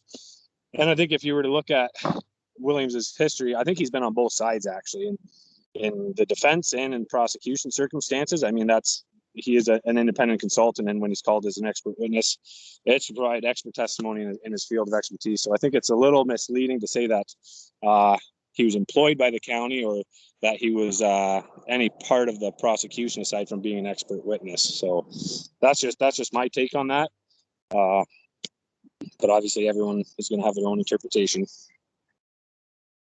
Yeah, so I think my biggest concern is when we have a consultant there that's reviewing the draft bylaw, has been defending the draft bylaw, and then also makes comments with respect to an agricultural operation that's received an award from the United Nations, and how he didn't think that it was reasonable for the United Nations to present that award based on his personal opinion. I kind of look at that and I go, well, the United Nations is a lot bigger than little old Norfolk County, and I think they kind of trump us. And it's also a little belittling to take that approach and push it on an independent agricultural operation who's doing, I think, really good things in Norfolk County and has been acknowledged by the European Union. So I don't know. I'm a little sensitive about the whole situation. Maybe I should just be quiet, but I want to make sure that everybody understands my thoughts on that too. No, I think that's fair, Hayden. I did watch the last meeting where Pete presented, and I do think his comments may have been a little misconstrued or misinterpreted. Williams and Associates actually was involved actually in sort of evaluating the silvopasture technique that for which you won an award, which you're speaking about. And I think it's important to note that The silvopastures, it's been I guess, a pretty hot topic for discussion throughout this bylaw review, being as it is, a newer innovative farm practice that's being implemented that does have a direct impact on the forest. So I think you can't necessarily ignore the impact it has to the forest. And I think, in my discussions with Mr. Schuyler and Mr. Williams and myself, we all met together and we all kind of looked at the silvopasture and how it's been implemented. And I think it is fair to say that, even Mr. Schuyler will acknowledge that the way it was implemented originally was not necessarily the best practice, and it did have some negative results as far as what was left behind in the forest. And there's definitely room for improving those practices, and I think he has improved a lot of those implementation practices. It's kind of the nature of working out a new concept and a new practice. So I think Mr. Williams was just trying to allude to the fact that, there were some issues with the way it was implemented. There's definitely merit to what's being implemented by Mr. Schuyler. And it's something that we take very seriously as far as looking at revising provisions to the bylaw to sort of address or accommodate certain practices such as that. So I don't think he necessarily meant to speak badly, and I'm not going to speak for Pete. But my takeaway from being at those meetings with him and Brett was not all negative. There's definitely recognition of some of the merit that's in the principles that are being applied. Just some refinement as far as how that's applied. Yeah, and I guess my focus would be here if we've got processes that what you just called was innovative and new, and we've got somebody that's looking negatively towards innovative and new processes here, but they're also helping to consult on the draft bylaw. Are we going to be restricting ourselves here in the future because of those thought processes? I'll leave it at that. Okay. Thank you for your comments, Hayden. And this is a good discussion, so thank you, Biddle, Mr. Adam Biddle. Councillor Columbus. Yes, thank you, Mr. Chair. From the previous AAB meetings, there was some talk about a third party review of the forestry bylaw. And there, not Peter Wright, but the other Jack Winkler, was that somewhere discussed and kind of put into play? That Jack Winkler party review? Perhaps Mr. Cridlin, I see he's got his hand up, may be able to shed some background on this, because I seem to have forgotten what direction we're going. Yeah, thank you, Councillor, through Chair Zamanek. Yeah, the I believe it's Henry Winkler. That, and again, maybe Teresa can speak. This is part of, I think, going through what is emotion with this group and what it gets to council, because we watched the tapes, and this advisory group did ask for this individual, and it's my understanding when it got to council that it was changed to a third party review. Mr. Winkler had applied or had given comments through the public consultation process, and at that point, with the present CAO we had at the time, Burgess, we saw that with already his comments, and that's where staff went to the short list of other consultants they had. What we're dealing with now is I'm actually going to meet with CAO Menace here hopefully this morning, and we're not against once the Williamson report or revisions notes are with staff that we then turn that back to over to Mr. Winkler for another set of eyes. I think I'd like to also kind of bring up where Mr. Dooney was talking about is I think I need to let this group and the rest of the public know that this isn't necessarily it is a Norfolk County bylaw. However, this forestry bylaw is important to so many people, and I think that's why it does get complicated and complex, where we've got, one of the largest mills in southwestern Ontario employing, 200 people. We've got Loggers Association, we've got landowners, we've got, of course, the ag group. We've got a lot of special interest groups, I'll call them. They're in Norfolk because of our high tree coverage in our landscape, our special landscape we have here and stuff. So when we get working in this conservation or this forest bylaw, I think I just want to let the group know and the public that we are taking comments from everyone. And in February, I highly doubt that council will pass this bylaw, because we're going to bring in the old bylaw, the draft bylaw and all the comments. And I don't think there's going to be a lot of changes. I don't want to count the amount of changes, but there may be maybe 6 to 8, maybe 10 fundamental changes. And we hope to bring together with that the pros and the cons of each. And we're going to make it clear that this force bylaw has got to work for Norfolk County on a whole. It's not a staff-driven Adam Biddle, Bill Cridlin bylaw by any means. It's got to work for what works for the community. So we're hoping to have a really balanced approach when we come. And I'm afraid that not all stakeholders are going to get 100% of what they want, but we're going to be very open and transparent in February. That here is what the public has spoke, here is all the key stakeholders, here's what's been done.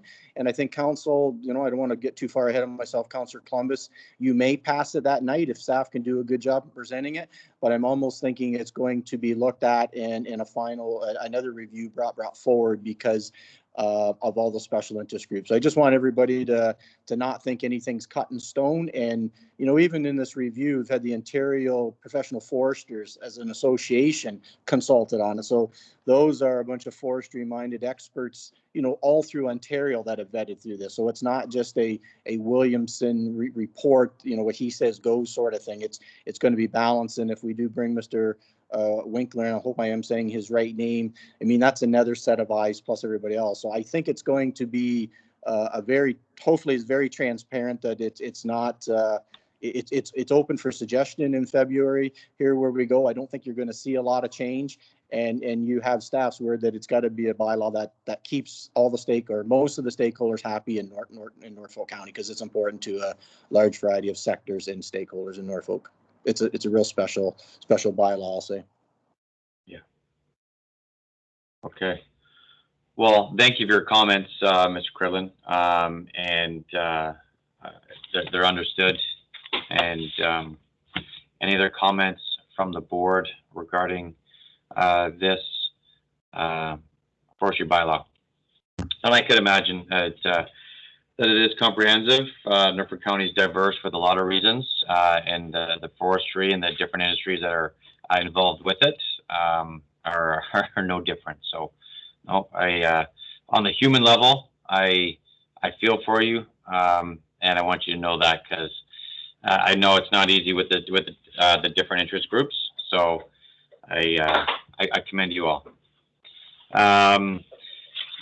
On that, is there any our part with it? I believe is relatively done, and as Mr. Biddle has stated, that his phone is open.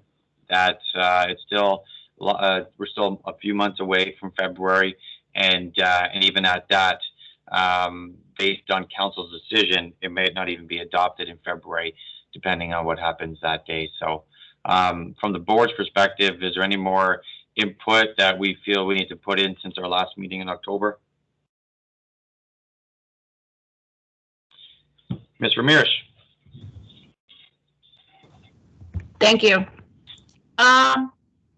Just so that I understand it 100%. So what I'm hearing from Mr. Biddle is basically Mr. Williams is going to provide a report, which is then going to feed into another draft of the bylaw, and then it's going to be circulated again to the stakeholders for further comment? Yes, through the chair. The idea, obviously, when we make any changes to the draft, we're going to want to vet that by definitely the key stakeholders, if not a broader audience, just to kind of flush out any remaining concerns, or so at least we know what any remaining issues may be with our revisions before going to council. So the idea is to kind of work out all the kinks as best we can before getting to council floor. Okay. So, and then there is a plan for formal stakeholder engagement then? Again, so like this board will see it and be able to give more comments, or the Woodlot Association and such, just so that I understand the process. Yeah, this group would definitely be involved in the key stakeholder review. So I would definitely be looking to come back to this group sometime in the new year before council, just to so you can see the revised draft and provide any input at that time. Okay, thank you. I'm encouraged by the process. seems more transparent than it was presented at the last meeting. So thank you. Oh. I'm happy to hear as well that that there will be that middle gap, because it was my understanding that gap wasn't there. So thank you, Anne, for clarifying that. And I'm happy to hear that there is that gap there for groups like these to see that. So thank you. Any more comments? So then, Teresa, I guess it would just be for a point. I may not even a motion, but similar to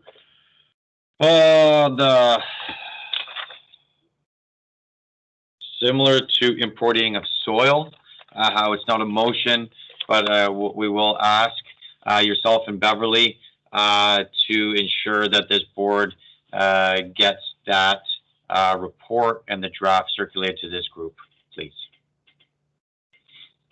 when it is made available, as well as the comments from the 26 comments after the county has vetted, and that's per Mr. Biddle, please.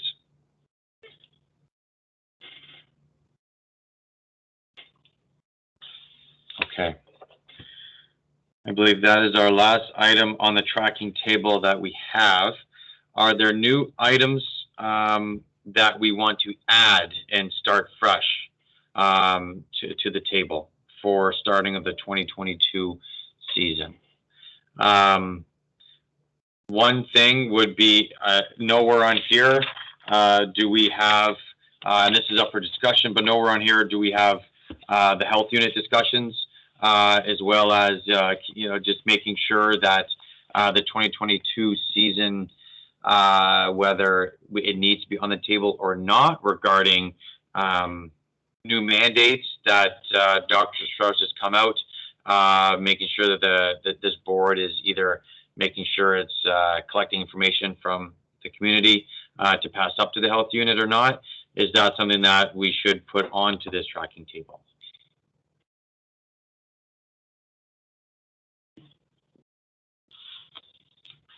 Personally, I think it is.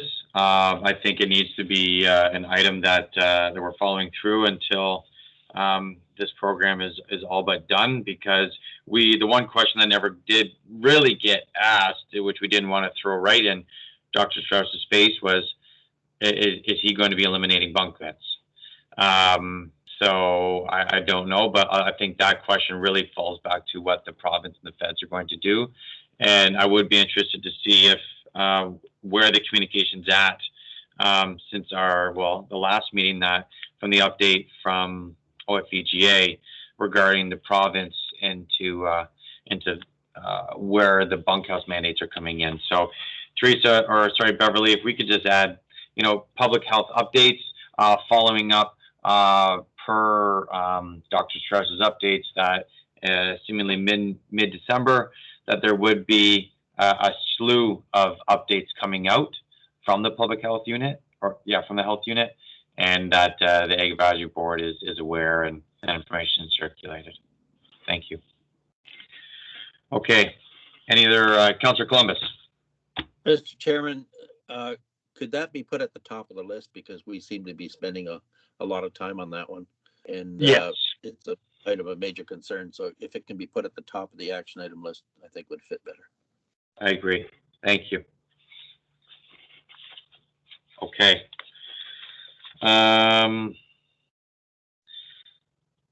So 8.1 was the correspondence from, any other matters to be considered regarding the tracking table or whatnot? Okay, moving on. Communications, line 8, correspondence from Mr. Mike Penner that was included in the package. Hey, Dusty, yes, Dusty, I think Teresa is going to want to deal with the motions from the action. Oh, yeah, that's right, my Atlanta. Okay, sorry. Teresa, yes. So before we do the big one, I will ask, like I asked at the beginning, does anyone have any issues with any of the items? Otherwise, we will have a mover and a seconder for the whole slew of them. And through the chair, I've drafted them. I can put them up on the screen so that you're aware of what you're voting on. Thank you. just before I do this, I did want to just update the board to let you know that our clerks team met with the ECDev teams, Chris, and Brandon this week to talk about the support we've been providing to the AAB, a lot of us being new. And we are looking at providing our service in a more efficient manner to make sure that we are updating this list now that we're all at the table here. We're all committed to be staying with Norfolk and being able to track the items and make sure it's getting to the right departmental staff and then coming back to the AAB in the efficient manner. So I just wanted to let you know that I can see that there's been some lags over the last year and a half during COVID, and that's probably expected. But we have met in advance of today's meeting to kind of set a scope so that we can have things run more smoothly for you guys. So I just want you to be assured in that. And then the other thing I just wanted to mention was one of the things that the board just needs to be mindful of is that, staff work with the board as a whole, and we do that through our advisory meetings. So I'm happy to add the public health updates to the tracking list and something to be maintained. I cannot commit that every time a public health update comes out that we will be circulating to all the members. We would be putting that on a meeting agenda per se. I just recognize I have a very small team that has a lot of work and at least 12 advisory committees. So I just have to be mindful of our process. No, and that's perfectly fair, Teresa, and totally. I'm not expecting you to be like, all right, got to. No. I think more so that it's top of mind for this board, and that that'd be beautiful. No, 100%. Just want to make sure I have. Do you guys see the motion on the screen? Yes. Okay, so the motion would be one motion that I would be looking for, and it would include the 4 items. So that the Ag Advisory Board recommend to County Council to bring forward concerns related to, I'm just going to maximize this. Sorry, I'm sure it's probably not what you need. That's pretty good. It's good. Okay. That the Ag Advisory Board recommend to County Council to bring forward the concerns related to on-farm septic system practices to the new minister, and that Council continue to advocate for changes related to this matter, and that the Ag Advisory Board request staff provide an update and presentation related to road entrance permits at the next AAB regular meeting, and that the Ag Advisory Board recommend to County Council to consider implementing a bylaw related to the importation of excess soil from other jurisdictions, and further that based on the ruling in the Norfolk Cherry appeal for lot relocation, that the Ag Advisory Board recommend to County Council that Norfolk County include lot swaps in their next official plan amendments. So that would be the motion on the floor that council or that the board would vote on. Unless you'd like any changes to that, we can make those now. And then what I just wanted to note is in the minutes, I will have Bev list these 5 items so that direction was provided to the chair to forward an email request to Mayor Chop and CAO Meneses to forward the AAB's request related to on-farm septic system practices to the minister, and to add this as a discussion item should council have an opportunity to meet with the ministry during the ROMA or AMO conferences. The clerk's office to keep the AAB apprised of reports to council on updates to the concession 45 bridge. Clerk's office to bring an update on the climate change committee to the next regular AAB meeting. The operations department, which is the department that Adam Biddle reports to circulate the forestry bylaw report and revised draft to the AAB in advance of it going to council, and that the AAB be included in the next public consultation process on this matter, and that the AAB be provided the circulation of the public comments on the draft bylaw revised to date. And then finally, that public health updates be added to the tracking list and include follow-up mid-December. Perfect. One comment just for clarity. Line 2 for notes for minutes. It's the Norfolk County Road 45 versus concession 45. Perfect. And then added tracking list. Yes. So perfect. And thank you for the clarity for item 1. Sorry, or notes for minutes, bullet 1. Yeah, that was my next question as to making sure that I will put those 2 or 3 sentences together. And what I'll do is just for procedurally, I'll include beforehand, just to make sure everything's kosher. I'll make the 3 sentences, send it to the board, make sure the board approves, and then I'll fire that off just to make sure everyone's concise. Other than that, I have no problems with the motion. Does the board have any? So then we would just need a mover and a seconder and then a vote on the motion. If we can get a mover, please. Trish, and a seconder.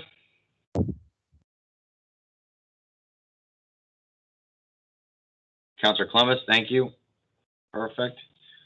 Call the vote. All in favor? Any opposed? No.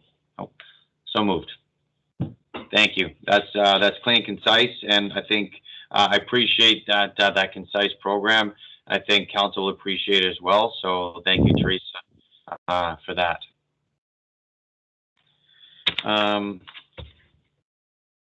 Okay. Anything else with the tracking table? We got the motions passed. We got it updated. Beautiful. Moving on to communications. So yes, including the package was the correspondence from Mike Penner from Townsend Lumber, and I believe Mr. Penner sits on the Woodlot Owners Association.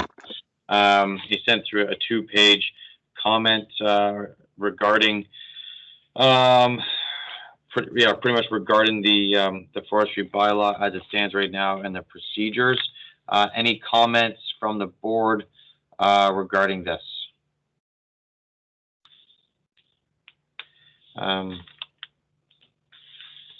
I'm assuming Mr. Biddle had received this and ops as well, so they're probably privy to this. Yeah, I think these will come in large once, and if you agree as well, that once we get the draft and get some more direction from Mr. Biddle and Mr. Cridland, that then we can see how the stakeholders are going to receive it. Are you in agreement, or is that how you see this playing out, or how would you like to proceed with this information? You're asking me. Yeah. I guess this seems to be a formal committee, right? So some of the other stakeholders are trying to engage through us so that they can be heard. But I am encouraged by Adam's comments that he feels that he knows who the stakeholders are, and hopefully he engages them, So Townsend Lumber, as a large employer, will get engaged directly with the draft, the Woodlot Association, and they don't feel like they have to come in through our board to be heard necessarily. So as long as the process of what I heard today happens, then it should be fine. Okay, beautiful. I agree personally, because these people have much more information, deal with it more firsthand.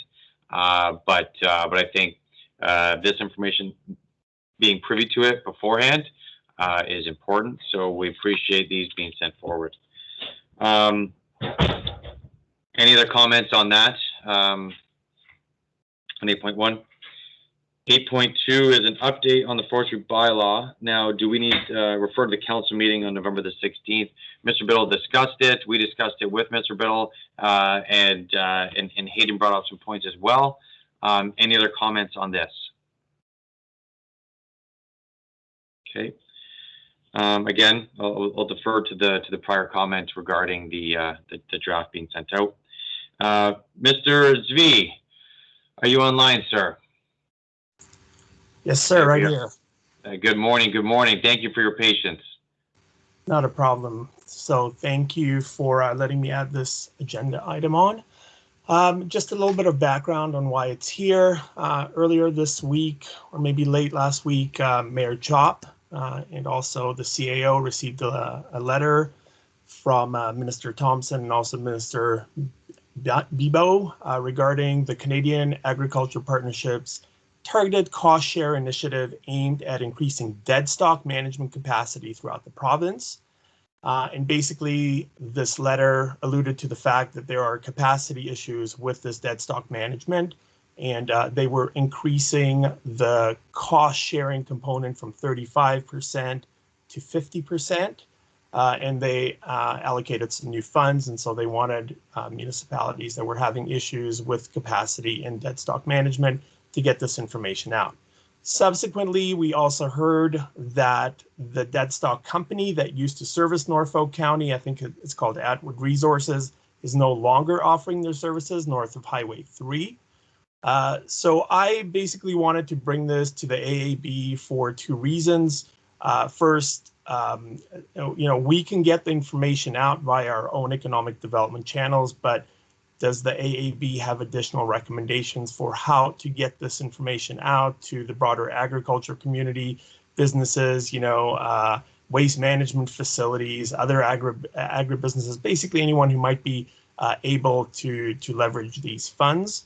That was my first question. And then the second part, is this a major issue for Norfolk County? This being entirely new and something I'm just learning about, is the loss of the service provider in Norfolk a major issue that we should be escalating? And if so, what options we should be looking at and investigating to bring it forward? So those are the two main questions, and I'm open to any comments from the group on dead stock management.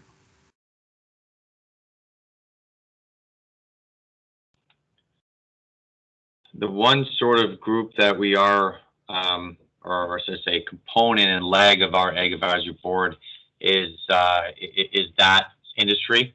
Norfolk is not wholly horticulture, which I understand and appreciate, but there are some pockets.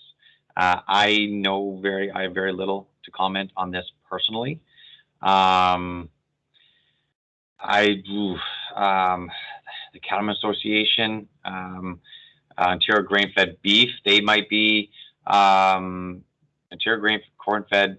Yeah, that might be an association that will know for its memberships, which I don't know where they're headquartered, but I do know a lot of their stakeholders live very close near in Norwich.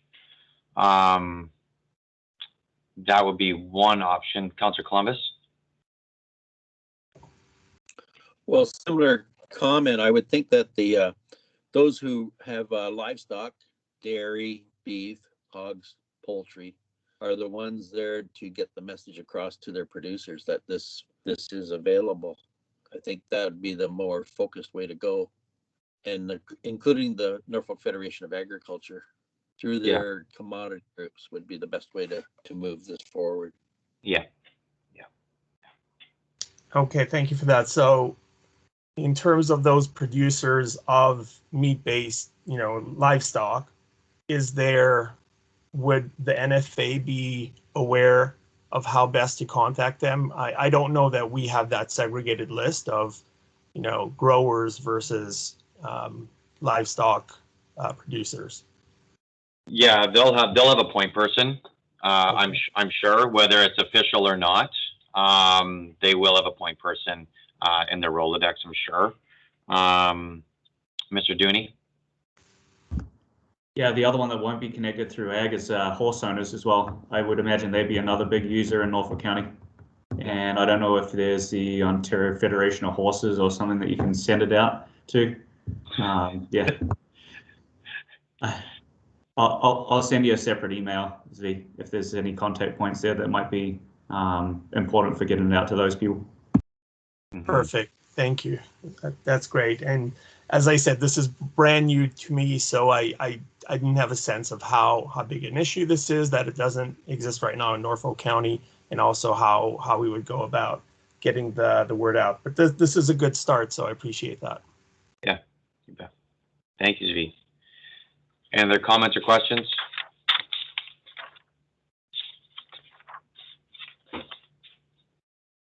That's great.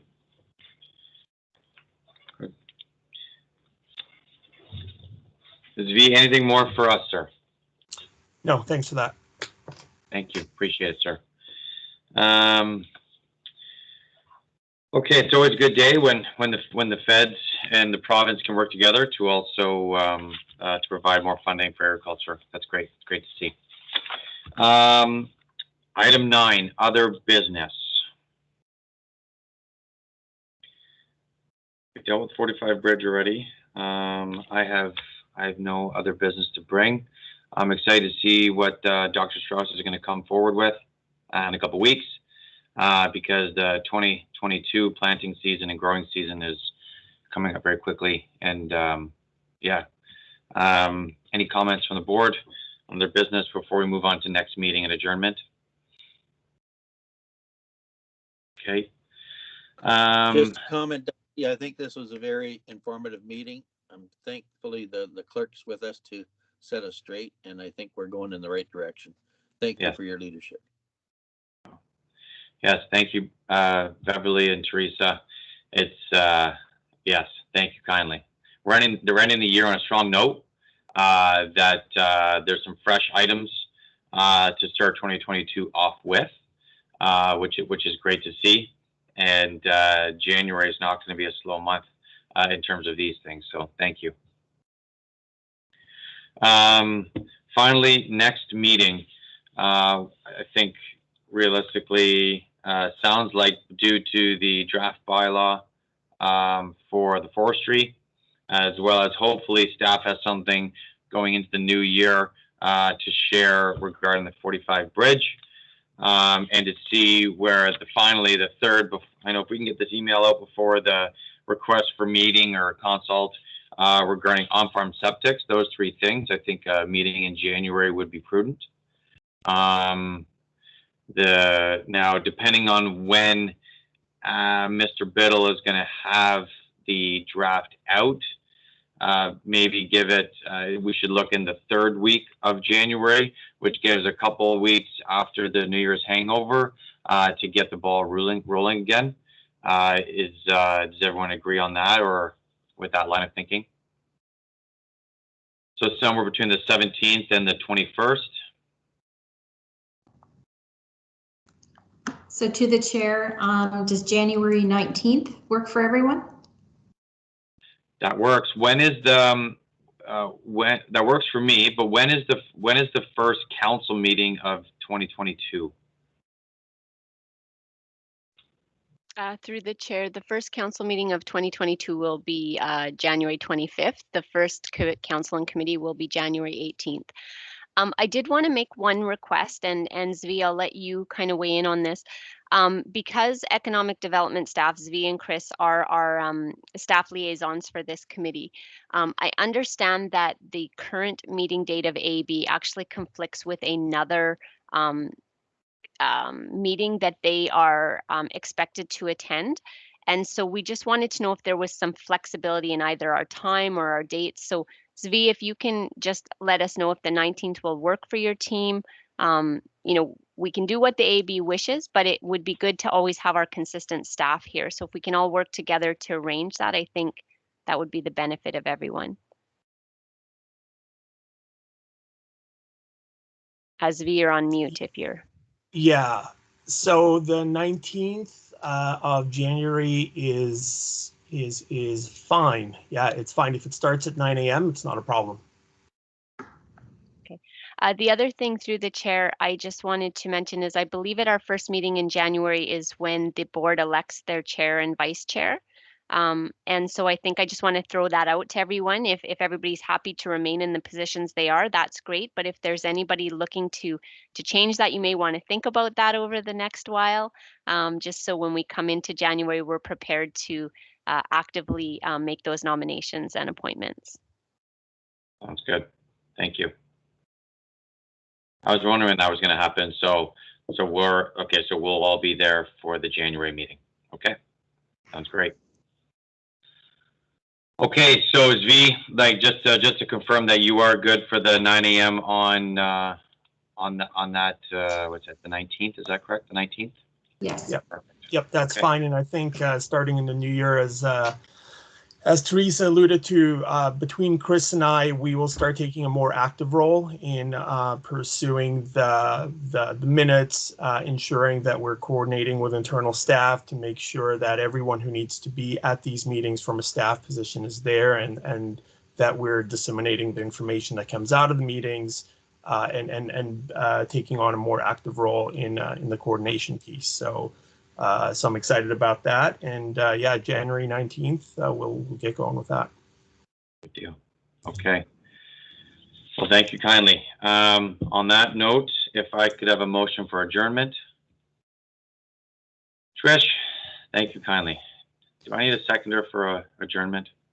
Anis? Beverly, you're shaking your head yes. Trish is saying no. Yeah, I'll make that motion. All good. All good. I guess I will be the first to say Merry Christmas to everyone. That's my first time saying it, so what a cool feeling. What a wild year. And wish you all the best. Thank you again, Beverly, Teresa, Zvi, Councillor Columbus, all members of the Ag Advisory Board, Mr. Biddle, Mr. Cridland, and Mayor Chaw for being here today. I will look to send out that couple sentence Cole's Notes version of the on-farm septic here very soon for all to review before we send it forward to get formalized to send up provincially. Until then, have a great day, everyone. Check out shopnorfolk.ca. Free delivery. Bye. Merry Christmas. Thank you.